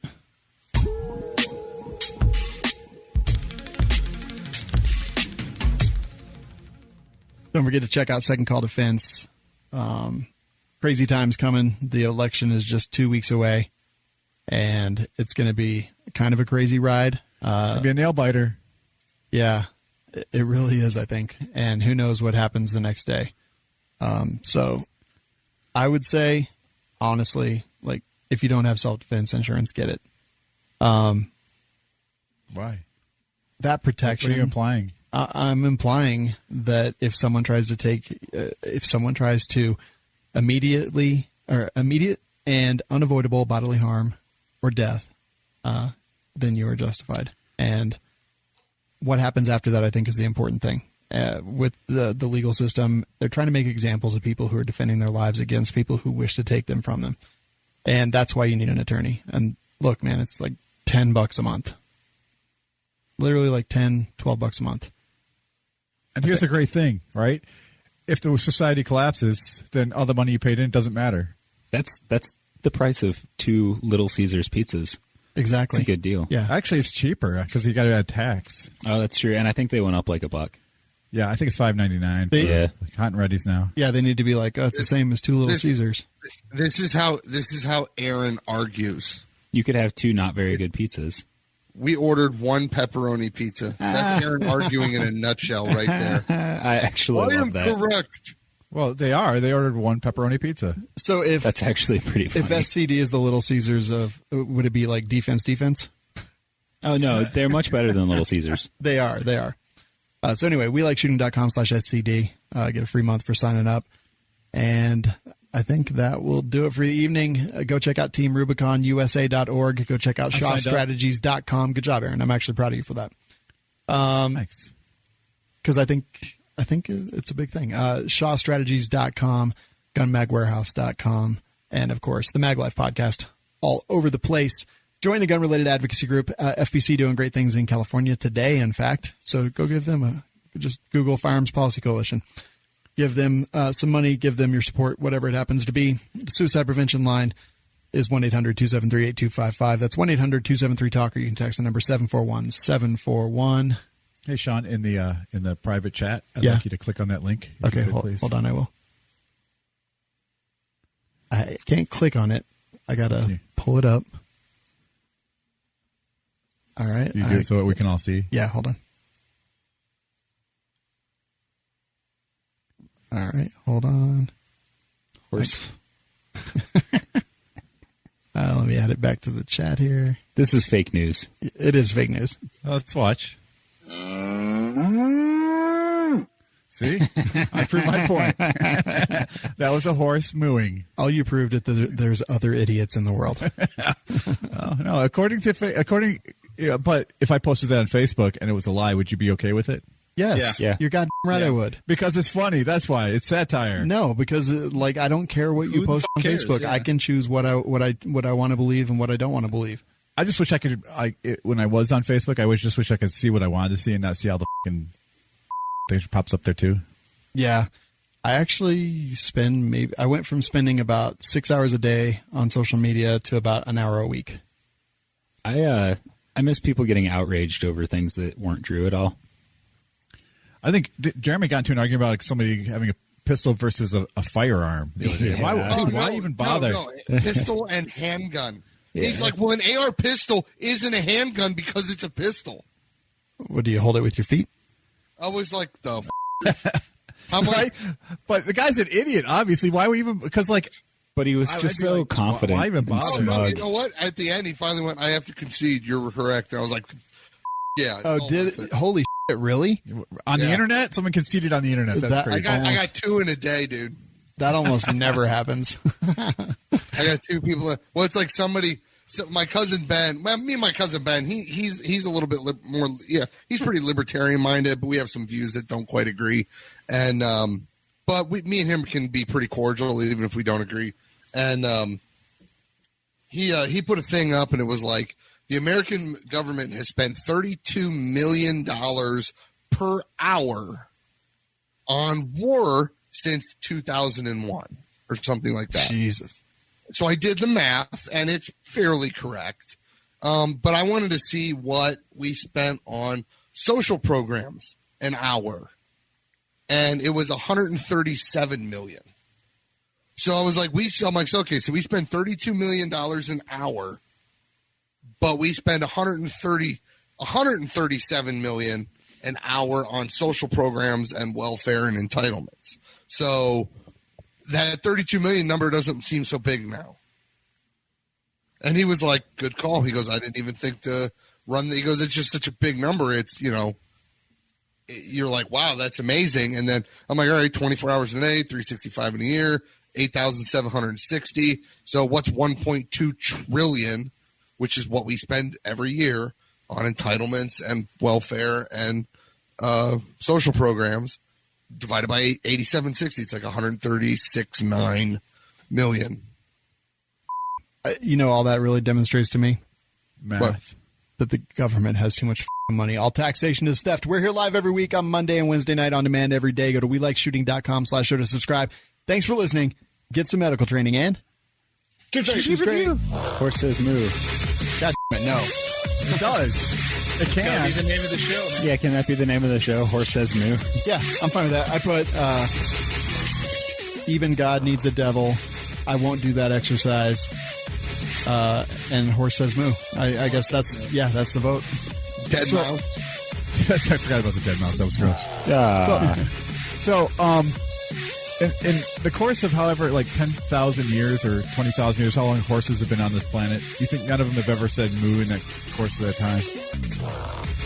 With 100% confidence that you can say a horse has never said moo. Yes, prove me wrong. Prove me wrong. I don't have any evidence that they have said moo. I just thought Aaron was sitting next to me. I missed it. I missed what he said. He said, no, they haven't. Prove me wrong. Okay, I will. Will you? I just shared a video where our horse went moo. It was CGI. How do you shut up? Yeah, I could tell from the pixels that it was Photoshop. Yeah. Remember that thing? What was that? Everybody on Reddit used to use, but nobody understood it. But they'd be like, see, you can tell it was Photoshopped. Oh, it's a deep fake. Deep fake, yeah. Man, that was in the time before deep fakes existed. Yeah. So I ordered that kukri. Did you really? I did. Hold on. Hold on, let me fade this out so I can hear more about it. Yeah. Well, I would, but Oh, dude, a 3-hour show. Are you kidding me? Yeah. Did you think that show was worth $1? Help the cast by visiting lovewls.com.